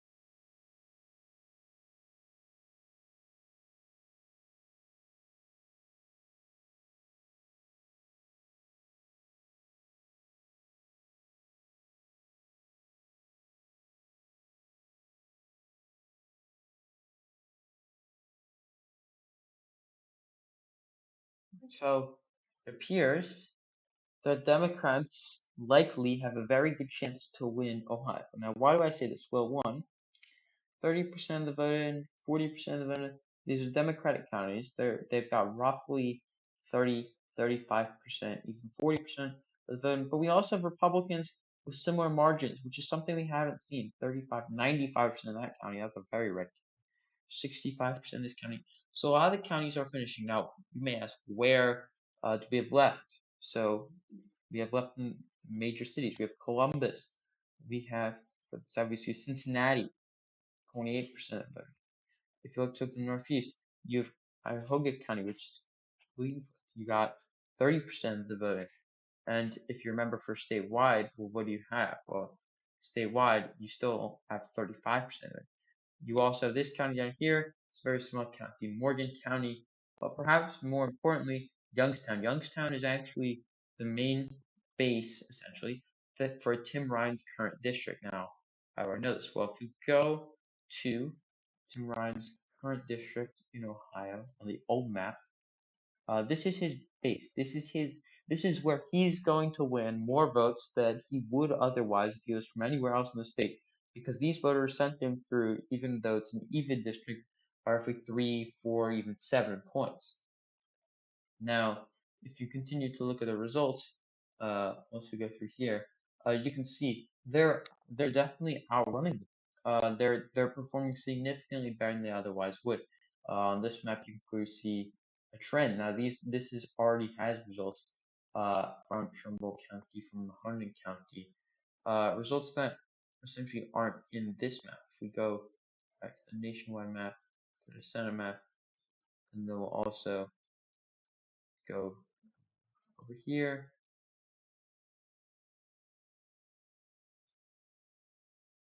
Sorry. Delete this, delete that, delete that. So yeah, so if you look at Ohio, right? Ohio on this map without Youngstown, which is Mahoning, Tim Ryan's winning by 35%. Now, if you go to Tim Ryan here, also without that, 19% of the voting on this map, he got 60%. So this is behind. However, you go here, which is probably the most intriguing part of it all, and you go to the overall map, you can clearly see, just zoom it out. If you look at Ohio, 32% of the voting. In Ohio here with 35% of the voting, 820,000. This is 830,000. So this just simply expects more votes to come in. Mahoney County, it's a very blue county. It's only probably because Tim Ryan. You can see these are all Tim Ryan counties. These aren't normally blue counties. If we look at the what's it, 2020 election in Ohio, and remember this was the year Democrats won by 6 points. They probably won't even win the popular vote this year. If you look at it clearly, these are not extremely blue counties. No, these are red counties. All this is red. All this is red. All this is red. And I could go on, but clearly you could see a pattern right here where there's an anomaly, where something changes, where these counties all randomly went blue. And why is that? Well, it's simple. The voters there remember, and they've heard the name, Tim Ryan. They know that they like that. They know that Tim Ryan is someone who's delivered for them, or at least they see it that way, or those Republicans who are watching this. And you can quickly tell this is a very blue area only because they know who is.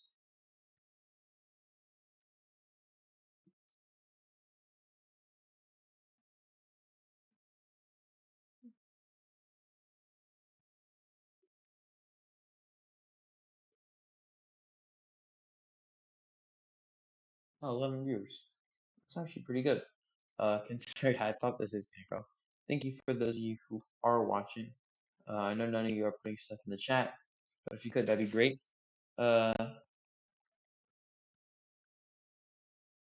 for fully accepted election people say, you can see the second it goes past the 90%, these are the safe districts. These are the districts where you probably don't have to campaign much and you can still win. And then it immediately goes down. Got 61% there, Vidal, 50% for Murkowski, 37 for Drazan, 33 for Picou, and it goes down to the less than ones for things like California governor that just aren't going to happen. Uh, it's just not. There's no reason to expect it. Now, election deniers, on the other hand, way more seats. One more seats. However, it also drops off a lot faster. 50, 50, 40, 40, 30, 30, 33, and then it goes immediately down. Boom. Now it's all gone. People like Tudor Dixon, Michigan governor, that's a big seat, 15%. Nevada Senate Adam McSaul, only 15%, right? These are seats that the Republicans could have easily won if they didn't nominate election deniers, but they chose not to. And ultimately, that's up to them. The Senate is increasingly looking bad uh, for Democrats. The House is as well, although probably to a lesser extent than most people expected. Yeah, two Republican victories in Oklahoma, victory, Alabama, Arkansas, as we know in Florida, Georgia. Still too early to call. 50% of the vote. Herschel Walker's getting close. Democrats looking increasingly like lose. But as I've said, this increase looks like Cherry Beasley is actually running ahead of Raphael Warnock, which is obviously not expected, but it's how it is because they've run with roughly the same popular vote at the exact same time. 50% almost exactly for Warnock, 50% slightly over for Cherry Beasley. Cherry Beasley, of course, now doing significantly better than expected, and Warnock is doing roughly as expected. It's probably going to go to a runoff because the Libertarian candidate, this unlikely to go to a runoff. This will probably be a Ted Budd victory. We don't know that for sure. Ohio, 30% of the voter. Tim Ryan still doing well. John Fetterman still looking good. My home county, 0 votes there. We got a lot of Republicans in the center, but also these are important counties right here. These are counties that normally are very red, and I don't want to say he was picked solely because of that. But Fetterman, it was a factor in a lot of people choosing him. It was the idea that he'd bring back those white working class voters that the Democrats lost uh, post Trump. And so that's something to watch. 19% in now. If we look where the votes coming from, they're actually coming from the southeast. This is where Republicans tend to do best, is here. In these little districts here, these are where Democrats do best. The north, the west of the state. South and east is the most populated and also the most Republican area of the state.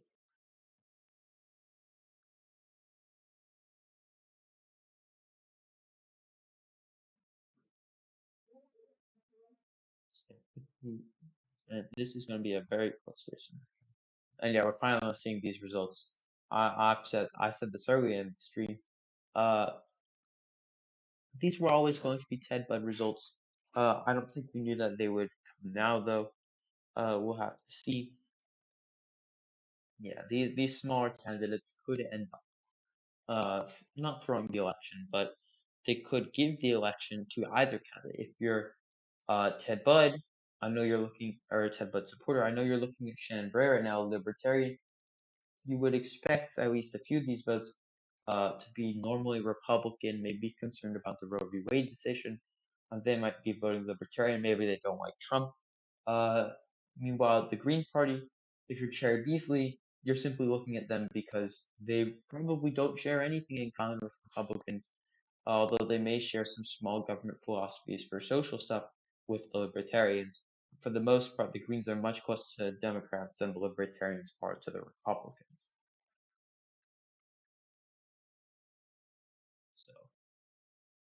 So it doesn't look too good. This should be a Democratic county in a year at Democrats win. That's what we saw earlier with the Republicans and Democrats fighting each other in the governor's elections and the previous Senate elections. That's the bellwether county of North Carolina.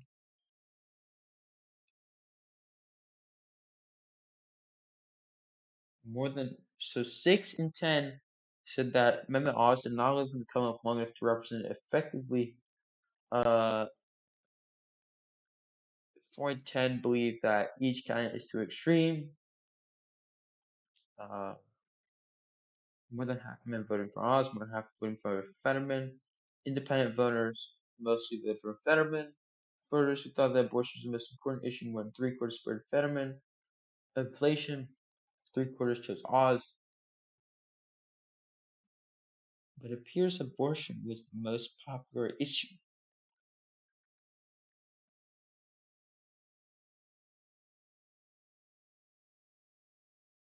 Okay, so we're gonna go back to Pennsylvania, back to nationwide map.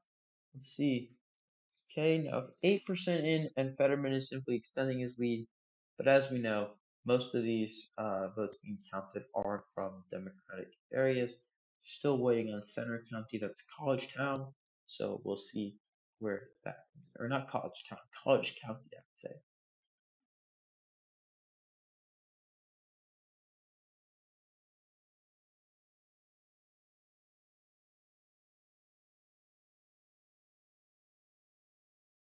62% in North Carolina there.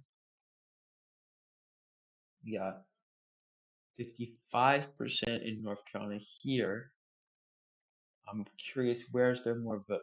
Here we have 1.2 million each. Here we have slightly over 1.2, so this one seems to be more up to date. And then CNN, we have, yes, there, we finally filled in this. Also 1.2 mil, so this is probably the most up to date one. 64% in, 49-48. It's going to be a very close race. Potentially, it all comes down to Wilson County, pretty small county.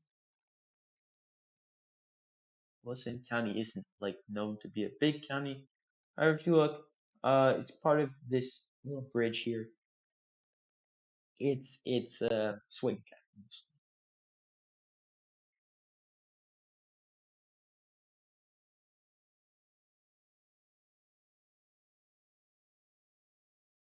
Now, if Democrats are able to pull something out here and surprisingly win North Carolina, it could offset losses elsewhere. Now, if we go to North Carolina for the presidential election, which is more in line with how I think it would go, Wilson went slightly for Biden. That's something to note. It went roughly 2 points more for Biden over Trump than the state as a whole did, which is important when you look at what happened elsewhere in the state. Scotland County, on the other hand, much more in line with the state. We don't have results there yet.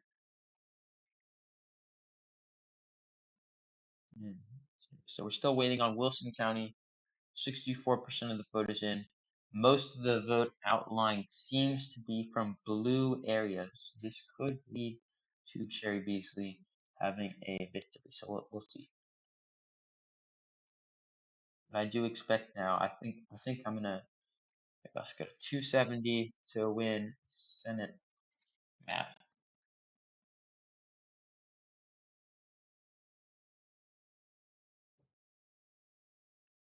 Go to the Senate interactive map. We can go to the live samples.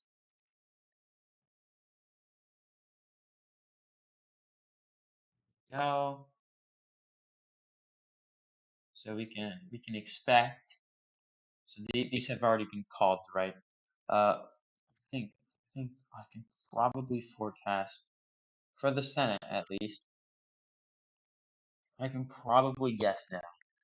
North Carolina increasingly looks like it could be a blue state. So let's go to 272 with Senate. I'm not going to bother doing the House predictions in such a quick timeline, at least right now. I'll wait till later for that. So here is the Senate. So let's do what we already have. We already have Alabama, South Carolina, Florida. We have Indiana, Kentucky, Arkansas.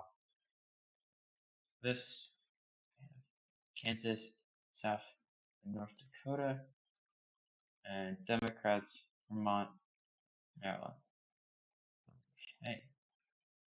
So what do we think right now? Well, let's just look at the early results, I guess. If we look just overall at the main results, it's looking relatively promising for Democrats. I'll say that. In North Carolina, now it's possible if most of the results outlined aren't, I don't want to say the right results, but they're not for Democrats. But they're not like they need to be at least 50-50 for Democrats. So and it's not looking like right now. It's looking like they'll have significantly less than that. So we'll see. Let me zoom out. We can go the overall elections. Okay, so first let's start in New Hampshire. What results do you have in New Hampshire? 22% of the vote, Hassan winning, and most of the votes are from Southwest State. We'll put this in the leading column. Connecticut, I think, is solid. New York, solid. Uh, Pennsylvania, I think Fetterman's doing surprisingly well. We'll put a tilt. Uh, North Carolina, I believe it's tilt D. If only, I could be wrong because I'm pretty sure that the mail-in votes are going to bring it back for Bud. So I'm actually going to put tilt R. Well, that's a significant change from my prior election, likely R rating. So that's kind of important, I guess. Uh, Ohio, 40% of the vote in. Most of the vote outline does seem to be from urban areas. I could actually be wrong about that. Some of the vote seems to be the vote seems to be from very urban areas, uh, mostly. So like so Cincinnati, Cleveland, Columbus. Those are the big vote banks left, and then this tiny Morgan community. So most of the votes left do should be there. I'm gonna put it till R again, just because, like North Carolina, I think that the like election day votes, they're gonna come in and they're gonna save Republicans from a would-be defeat. Ohio or Oklahoma special election, easy Republican. Louisiana, Arkansas, Missouri, Iowa, all easy Republican. Alaska is easy Republican. Idaho, easy Republican. Utah, easy Republican. Evan McMullen's looking like he's gonna get this term.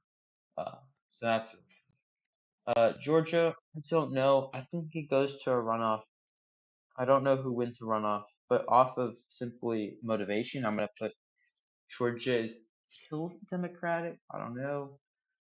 Based off the results in Ohio, North Carolina, Pennsylvania, I'm gonna move Wisconsin back to a lean rating instead of a likely. Illinois, solid Democrat. California, Oregon, Washington, maybe, I think. And then let's see. So Nevada will leave in tilt territory.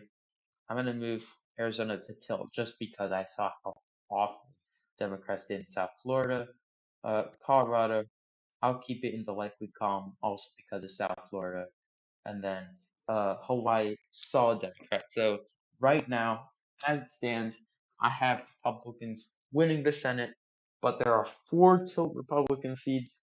If any of those go Republicans' way, especially Ohio, North Carolina, and Georgia with the mail-in ballots versus in-person, I think that could lead to Democrats narrowly winning the Senate. Now, for the House, I'm not gonna make uh right now, just like off the cuff essentially thing. But you can clearly see they're starting to fill in the governor's races.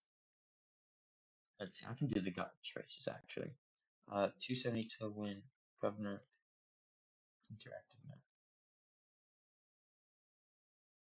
So this is my pre-election predictions, but we're gonna delete those right now. Okay, so we got South Carolina, Alabama. Okay, then we got Florida's already been called, as I expected. New Hampshire. How did they already call Wyoming? Did Wyoming close? I mean, it's possible. I don't know if it has. Oh, I guess so because I'm looking at because it's 9. So yes, it has closed. Um. Oh, that's bad for Democrats, obviously in North Carolina. Um. Anyway, back to this. Okay, Democrats easy victory. Uh, here. I know technically they're winning with 13-12. Uh, no, I think this is a clear Democratic victory for the governor's results. Um, I think that Josh Shapiro. I went out. I interviewed people today. Josh Shapiro is gonna win, and I'm willing to put that solid. I think the odds of him losing are so low. Uh, I think I can move it solid. I think in New York, I'm gonna put tilt only because the last polls of the race and also how Fetterman's doing. I would relate more to my questions for Democrats have already won all of these, or they've already been called for most networks. Decision Desk hasn't called these two. They will. Um, they've called New Hampshire. I've already put. I think that Brian Kemp will win. I don't think I need to leave it in likely because he'll avoid a runoff. He's over 50%. There's over 50% in. It's only going to trend up because most of the votes that are already in, I think at least, I could be wrong, but I think they are Republican. So due to that, let me just stop the mouse. Uh, I am going to put the Republicans on top in Georgia.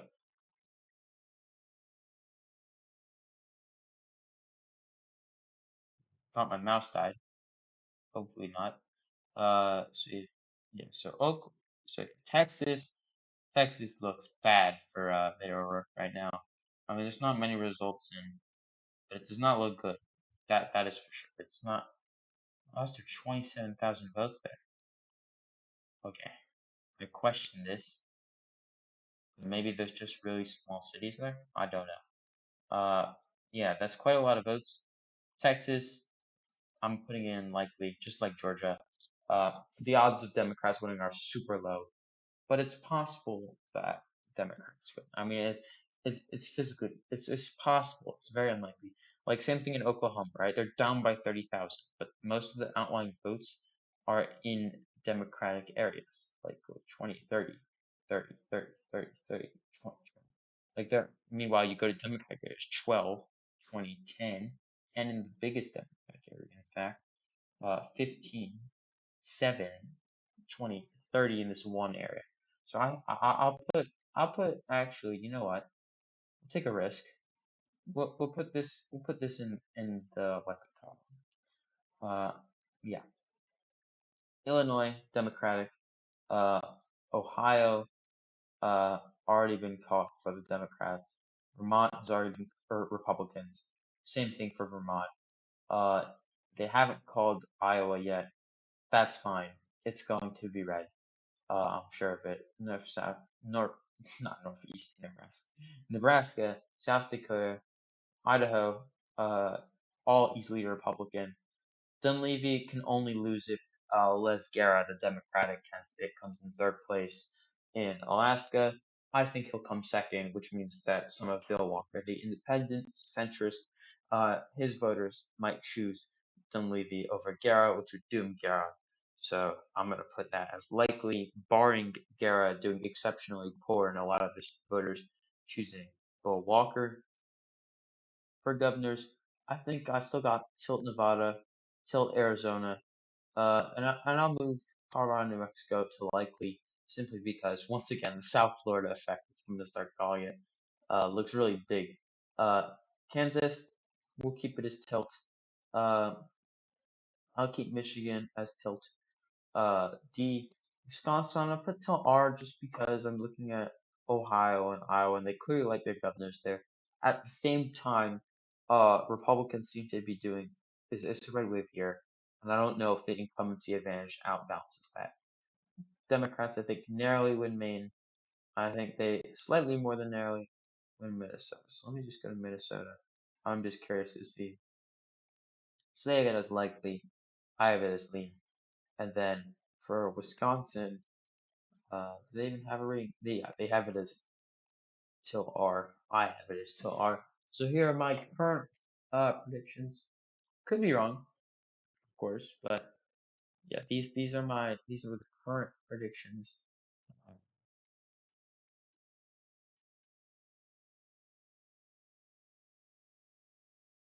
So it is currently 9:12. So that was the last set of states, I guess, that I'll be doing before I go. So that'll be fun. I'll be now doing this for 2 hours, and yeah. Let's see.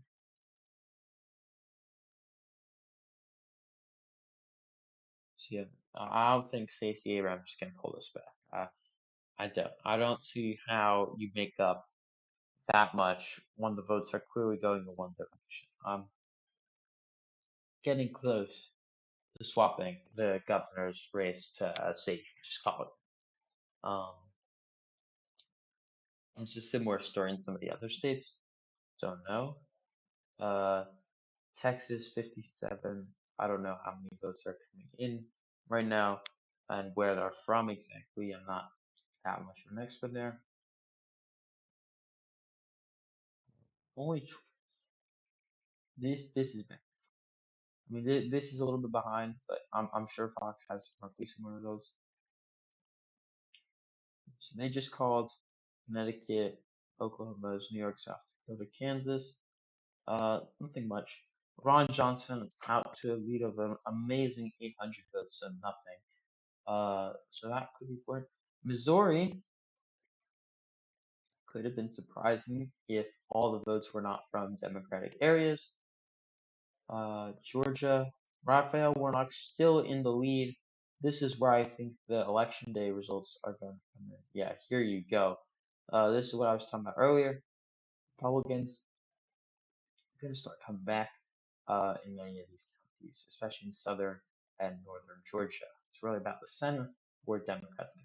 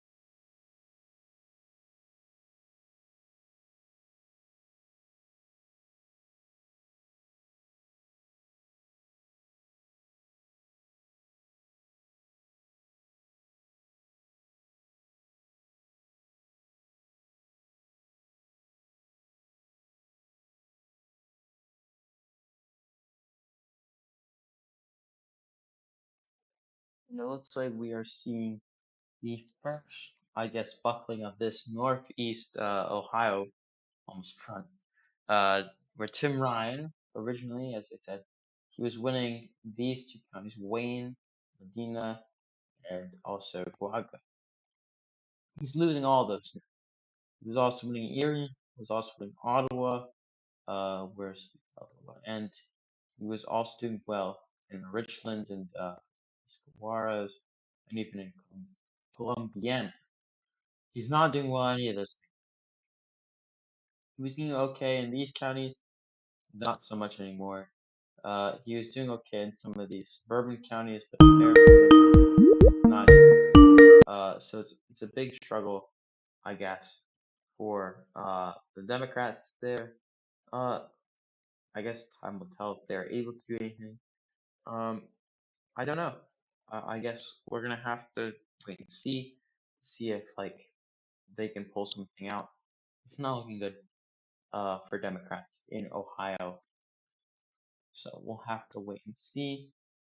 Uh, it looks like North Carolina is going to come down to the wire. Let me go to CNN. So Jennifer Wexton, that's a big call for Democrats, but Salazar is a big call for Republicans. AOC's won. That's not a surprise. Uh, yep. Kevin McCarthy is fine. Of course he is, because he will likely win.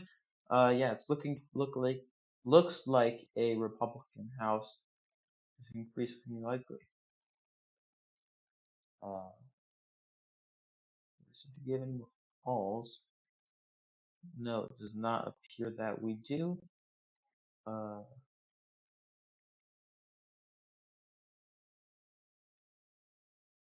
it's interesting to see. We're gonna have 20 Republican governors, multiply that by two, and you have 54, I guess, or 56. And then you have your 56, so 56 senators would be, if each governor just got to appoint two senators, 56 senators. And people might say, well, there's Republican senators in Vermont and New Hampshire, so the states are actually balanced. Well, no, they're not, because if you swap out Vermont and New Hampshire, you have to consider Kentucky, you have to consider Louisiana, you have to consider Kansas, you have to consider for a very long time we had Montana was a Democratic place. There's just more Republican states than there are Democratic states, and that's perfectly okay. But I know that if Democrats lose the Senate, there'll be a lot of pointing at the Senate as a structure where Democrats will probably, not necessarily, probably claim that the small states have too much power. Because if a state like Wyoming has the same representation as California in the Senate, then Democrats are going to claim that either A, that needs to be changed, which will never happen, because why would the senators agree to that? Especially the senators from Wyoming or South Dakota, or even from other red states that are bigger, like Texas. Or Democrats could say that if Wyoming gets one representative, they should be given proportional representatives to that. So California would have 150 representatives. I don't know how that will logistically work in the Capitol building. That's just one thing I've heard that's probably already going over social media that you can check out for yourselves. I'm not going to be doing a social media tour. I'm just looking at the results. It's going to be 38 Republican senators, 37 Democrats. We have J.D. Vance now leading in Ohio, Maine County, Medina County, all these counties that Vance needs to win. Oh, and yeah, that's gonna hurt. Vance losing here and here. These two counties, Guagan, Ashtabula, as well as Lake County. That would probably do this campaign. Lake, and Erie County would probably uh be the end for Ryan's hopes for Senate seat. So that would be very bad, Tim Ryan. Now, North Carolina, on the other hand, Cherry usually is clearly suffering after the election day votes start coming. And it does look like I can move this state a little bit, not too much, but we are going to be moving it in this to a lean margin. I'm also going to move Ohio to a lean. So those are two states now that have essentially returned to their original ratings. So the only state that's really moved from its original rating is Arizona, moved from lean to tilt. Georgia moved from tilt D to tilt R. Don't know if that was state, but how we are now. I mean, Warnock is still putting up good numbers, but a lot of the outstanding vote does seem to be in Republican places. These are all Republican counties. Forsyth County, yeah, big bank of Republican votes. If we go back to Georgia for president, Biden won by the narrowest of margins, so we'll just use his umbrella. That was 40,000 net votes for Trump. There's less turnout, so we can say 35,000 maybe. 35,000 would make a lot of a difference, right? It would move the needle quite a bit. Now, in Southwest Georgia, there'll be counties here, counties like Webster, counties like Stewart, counties like Sumter. These are all counties where you could expect there to be some competition, but there's simply not many voters. Sumter, maybe. The rest of them, not so much. South of that, you Early County, which is the opposite of early because it always takes the longest, and it also is a Republican county. So there's not many counties left for Warnock to get a sizable amount of votes. You could argue maybe he gets some votes from Wilkinson County, Wilkinson, of course, being only 55 to 45, and it has voted for Democrats before, but you can clearly see South Georgia, where also a lot of the votes are left. It's simply not Warnock area. It's now some of them are 95% estimated voted, 90%, 80%. Some of them are also like 50%. So like here, Irwin County, 50%. But then there's 80%. Now it's 40, 90%, and it goes back and forth. We'll probably not know Georgia's results today, or at least during my. I'll make a video on it hopefully tomorrow, potentially the day after, if we're still taking longer to figure out the results. So let's see. We are getting our first results from Wisconsin. Let's see how we do in Wisconsin. Wisconsin, if we look, also was the closest possible. You got 49.4 to 48.8 percent. So we can pretty much compare that as what you need to win. Now when Biden ran here, 69.1%, 29.3. That's pretty good for Mandela Barnes, considering 19% of losing. That's pretty good.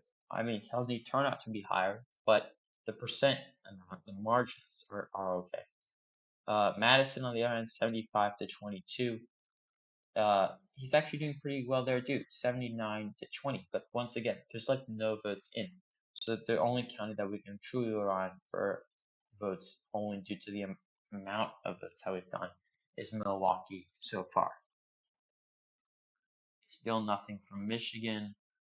Still very little from North Carolina. Although we are speeding up, it looks like we could get a call here very soon. If Ted Budd is able to make it past the 51%, I think that would probably call it. Democrats probably kicking themselves for not sending in more money for Sherry Beasley. Look at this, 54% of the vote in. I mean, it's possible. If you were to double the margin, that's roughly what, 74,000. We'll call it 100,000 votes. But those in Sherry Beasley's winning. You take Charlotte, 53%. It is possible. And as I'm looking at it, I'm growing more and more, I guess, if I'm a Democrat, optimistic, if I'm a Republican, concerned about where the votes are left to be counted. But if I'm also looking at when these votes are going to be counted. I can see that a lot of these votes are election day votes, so they're going to be more Republican than the general votes. So it's not going to be the same margin. So instead of 100,000, it might be a 50,000 margin. That's going to definitely hurt you. You can see Bud just went up a little bit more. It's not looking good for Democrats. All these votes come in. You can see these key races. Colorado, 40% of the vote minority. Yeah, I think that's probably enough to call it. Could be wrong. But I'm going to just check presidential map. So they need to run roughly 8 points ahead. 8 points ahead. That's like that's unlikely. But yeah, he's running equally with Biden's numbers. If he runs equal with Biden in a state, Biden will by a large amount. No way do the Republicans win Colorado. So I'm going to move Colorado to the safe margin on this map. And that'll be for both races because I don't expect the races to be radically different. So that's good for Democrats, converting a potential hazardous seat into a safe seat. New Hampshire, only 29% of the voting. New Hampshire takes a while for some reason. I don't know why. 17% in Pennsylvania. Still nothing from my home county. Berks County to north. Nope. Centre County, now this is a county Fetterman needs to win. It's a college county, but also has a lot of Republicans on the outline. So that'll be interesting for Fetterman to see if he can turn out the college voters, and Oz to see if he can turn out the Republican voters.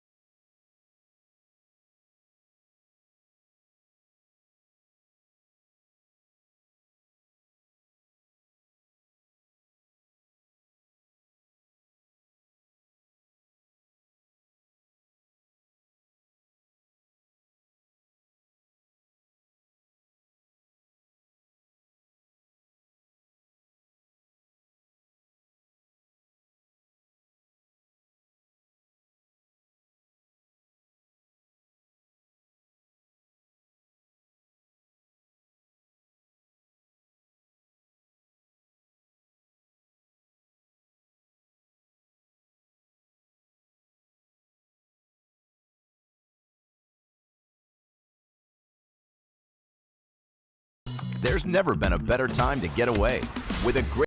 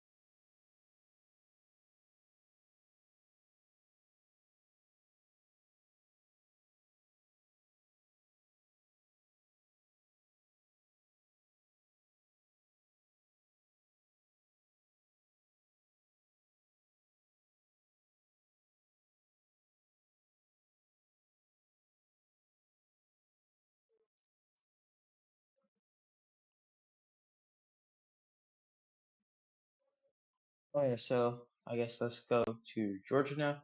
Uh, see. So for Georgia, I guess Georgia's been a mixed bag, like for the whole time. Georgia had, of course, they had Brian Kemp win in 2018. Brian Kemp was predicted to win in 2022, and the only real things that like provided the idea that Brian Kemp wouldn't win in 2022 was Stacey Abrams was supposed to win.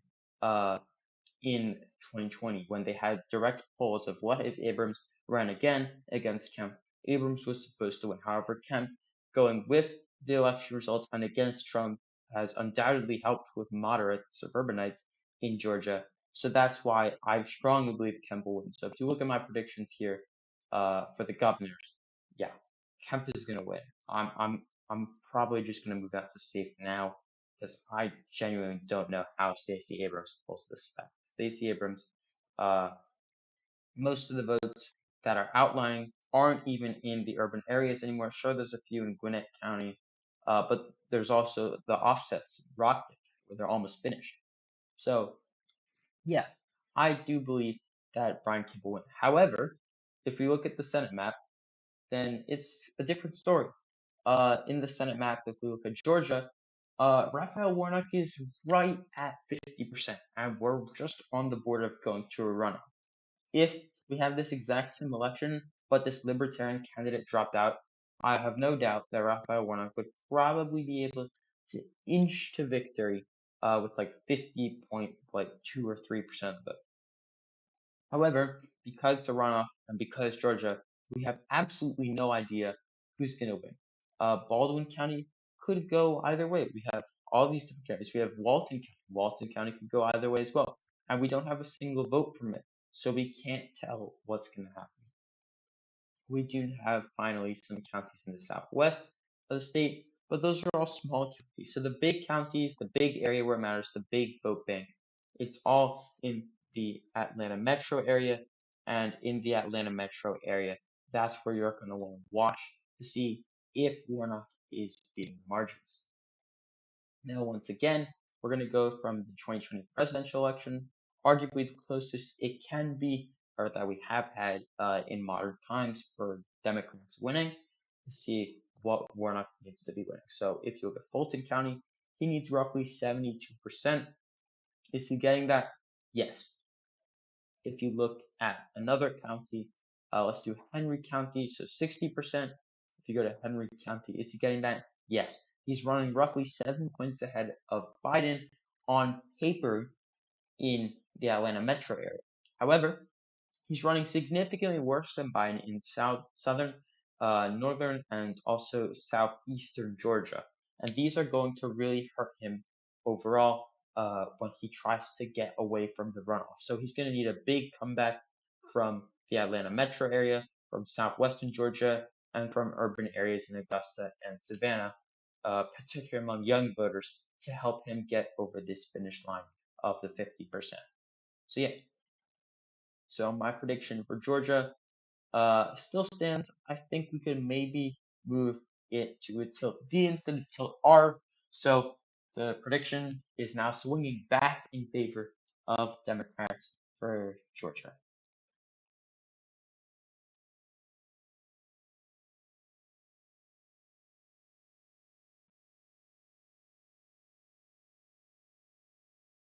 So now we can go over to North Carolina. We're going to check on this again because, of course, if you look at Georgia, there's a very clear path in South Carolina right here. This is all roughly the same type of people as right here. They're all social conservatives, economically more centrist, and they're very, very, very pro-Trump.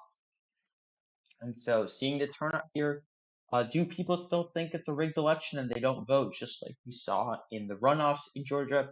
I don't know. So that's what we're going to have to see.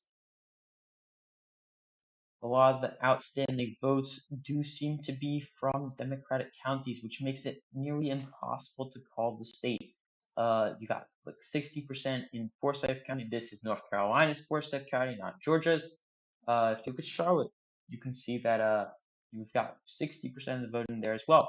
We have 80% statewide. In Asheville County, the only county or Macomb County, which has Asheville, is the only urban Democrat county with a high population that has a large portion of its votes in a larger portion of the state as a whole. There's also some should have been closer counties such as Gates County, which usually go Democratic when Democrats win.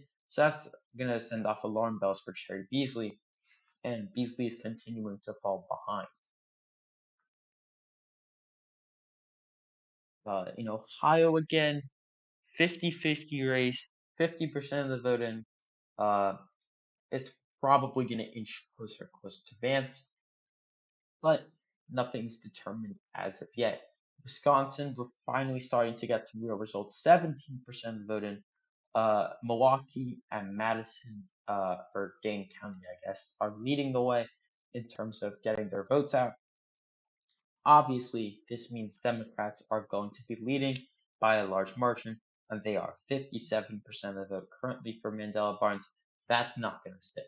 That's probably going to come down to somewhere in the 45 to 50 range by the end. I don't think Mandela Barnes is able to crack 55% the same way I think Ron Johnson could. At the same time, I think Ron Johnson probably has a lower floor over Colorado. Yeah, Bennett has officially won there. I believe I called that already. Yes, I did. So there you go for that state. Yeah, Ron Johnson. I wouldn't be able to give you a an official like tally, I guess, to see if he'd won. But we can once again compare for the most recent close election in this swing state, which is Wisconsin. Uh, 69% of the votes, exactly almost for Biden. Milwaukee. Is Mandela Barnes running ahead? No. And perhaps more worryingly, is these are mostly election day ballots. Now, if they're election day ballots, that is going to really hurt uh, mostly, or especially, I guess, the election day ballots. That's going to hurt Republicans to see he's almost running with Biden. However, look at Madison, 76% Democrat in Dane County, 75% for Biden. And I don't think Mandela Barnes is going to keep that high because I believe that most of these are going to be uh, mail-in ballots for the Dane County. So that is something to keep an eye on. And I guess we'll just have to see. Yeah, we're not continuing to lose ground in Georgia. That is going to be something that we need to keep an eye on. Will he win Fayette County, one of the bellwether counties of the state, 48.9 to 48.9, almost exact. Another bellwether county, you have two more down here, Calhoun County and if Clay County. Both of those very important to keep an eye on, as well as Jefferson County, always a good county to keep an eye on when you survey the east of the state.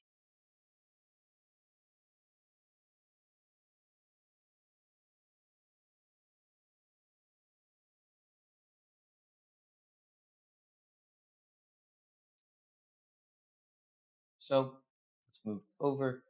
Kansas. Kansas is already being called. I think now we can just do a quick check-in on the House.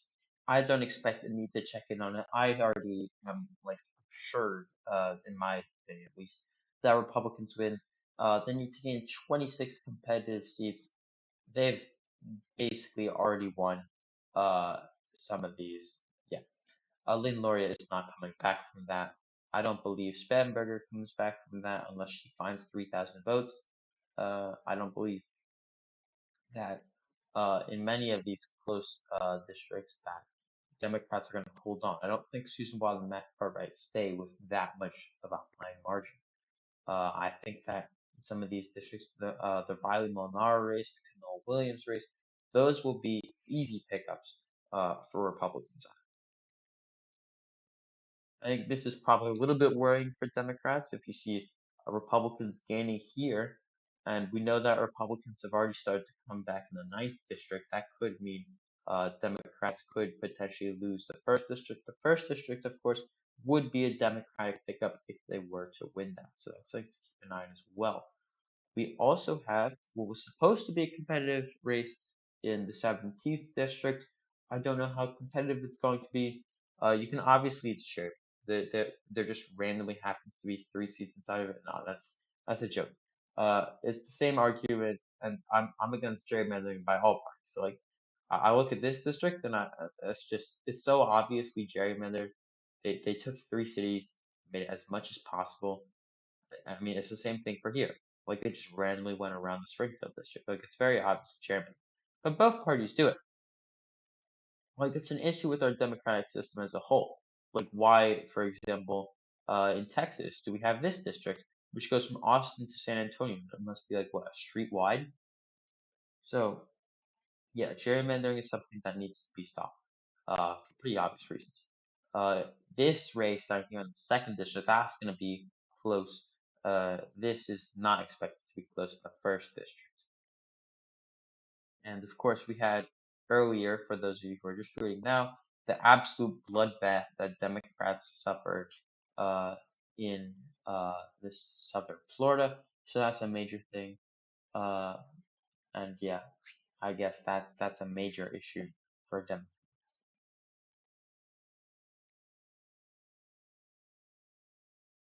So now let's move to Pennsylvania. I'm going to answer questions in the chat. So yeah, so let's go out to Pennsylvania.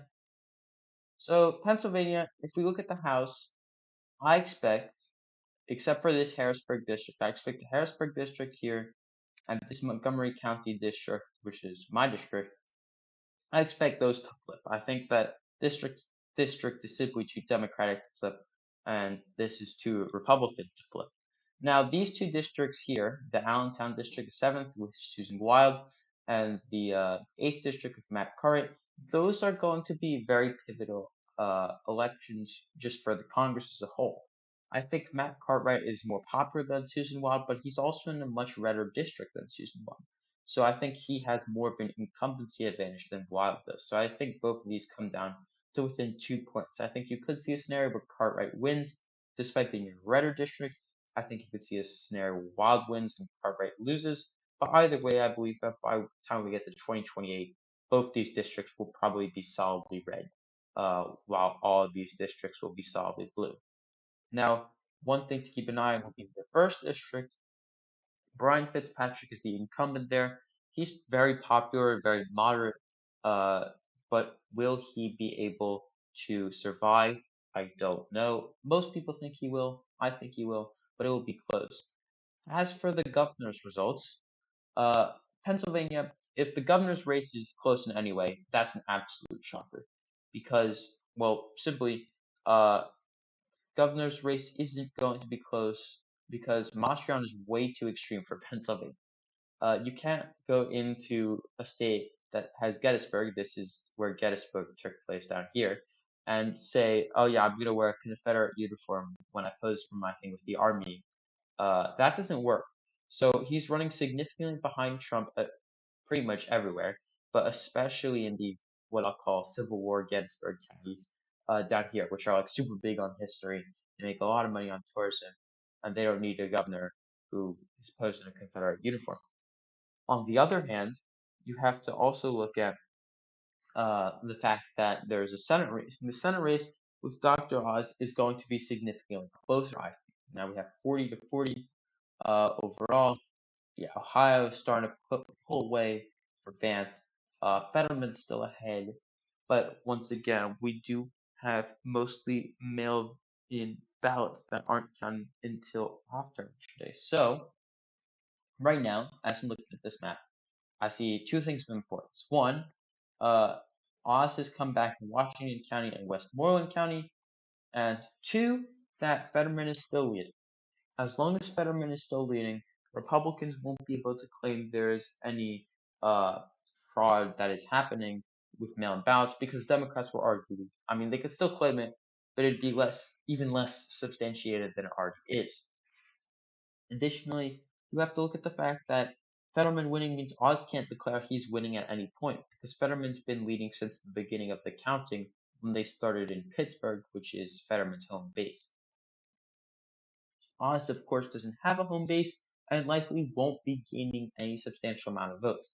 Pretty much every outlying county that hasn't been counted is for Oz, but at the same time, I do believe Fetterman probably pulls away at this, and I'm gonna move uh his his call where is it?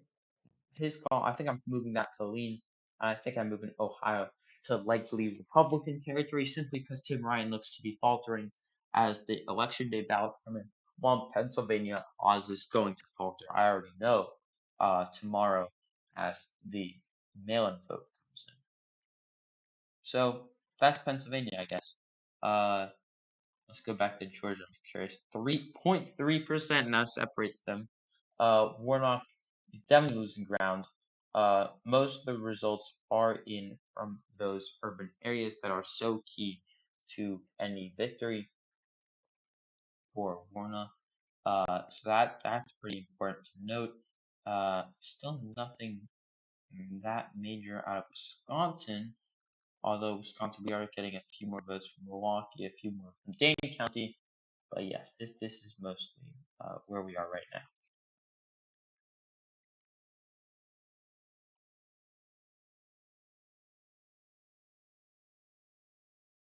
Let's go North Carolina. 80% is in.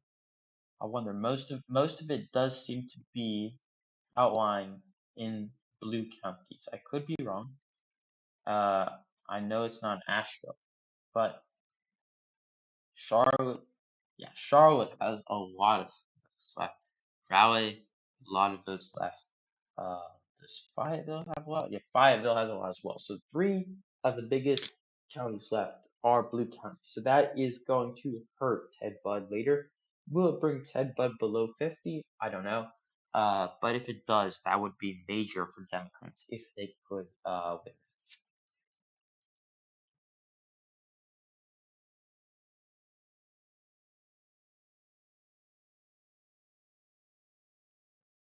Something also important to note is in the state of North Dakota, we have a right-wing independent, Becker, running against the incumbent, who he sees as too moderate. Now, they've already called the race for incumbent. The only reason I'm talking about it is because if he goes into 50%, that would send a signal when we look towards other states where similar things are happening, such as Washington, when we get to uh, counties like Spokane County, where you could have Republicans have a fight between their normal candidate and their, I guess, insurgent right flank mounting an independent candidate. There we go. Fetterman increasing his lead over Oz, 35% of the vote and only 20% in Philadelphia. Looking very, and each at 22% now. Yeah, he's okay. I don't I don't believe 85% is gonna hold just because I know where I live. It's gonna be like 60%, maybe 65 by the end. But yeah, it's this is really bad for us. This is exceptionally bad for us. I don't I'm There's never been a better. this is exceptionally bad for us. I don't think there's another way to put this. I'm considering moving it to likely, uh, as I just look at the results come in. And I think Georgia is going to a runoff, so I'm gonna leave it blank.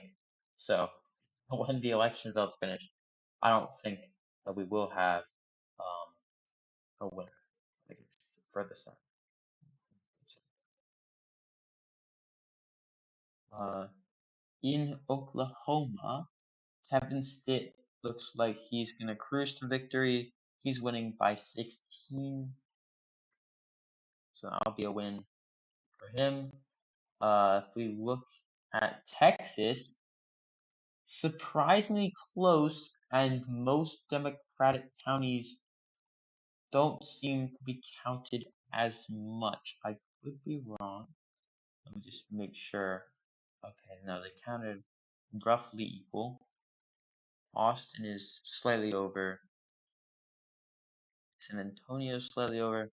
The best county for Democrats, 49%. This could be close. Texas could be a close race. I don't know. If Texas is close, that'd definitely be a surprise.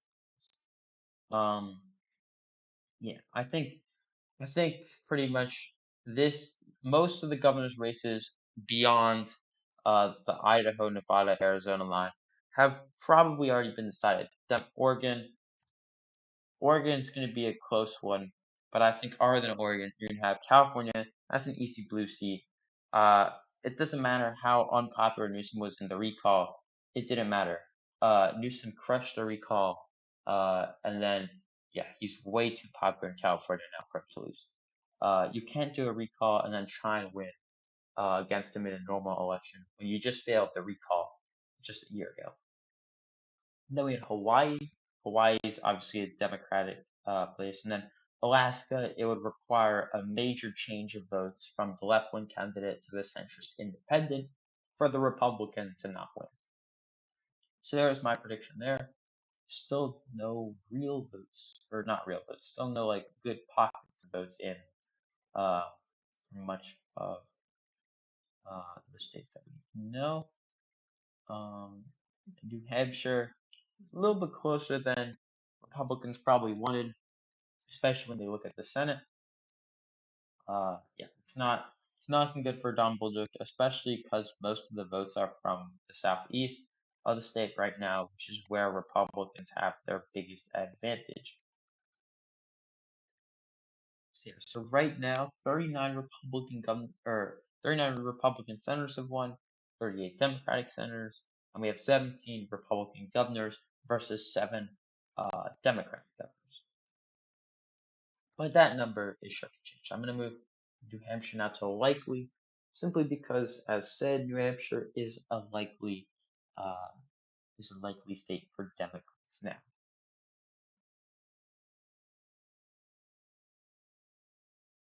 So yeah, um,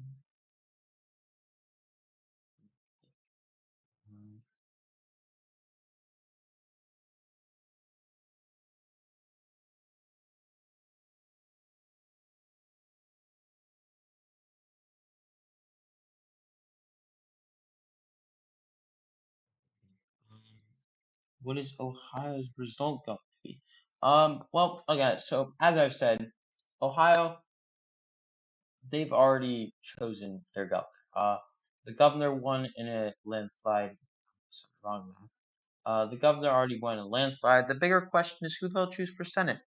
And it appears now J.D. Vance is pulled ahead in Lake County. I think this is the end of Tim Ryan if he loses his home area, his home base, his own advantage. That's the end. He can't you can't win an election without your home, like your main base area. So therefore, I'm gonna have to say that Ohio is gonna go red, but I can't put it in the safe zone yet. So we're stuck. Yeah. Okay. Well, think that's going to be it for this stream. Just because it's now 10 p.m. I'll wait for the calls to come in. If there's a few 10 p.m. races. Uh, maybe they project Montana or Utah. Just put that in. But I've already projected those, so yeah, I'm pretty much done here. So thank you for watching. This has been Birds of View Politics' live coverage of the 2022 midterms, and I'll make a video sometime in the next week or so. So uh, probably tomorrow, maybe the next day. If you watch this whole thing after, I guess when I published it. Congratulations, you made it through. Uh, if you're watching this live now, congratulations, you also made it through. Yeah, so this is my first ever stream, especially for elections, and I guess I'll see how it did stat wise. And yeah, so thank you for watching, and I'll see you all next.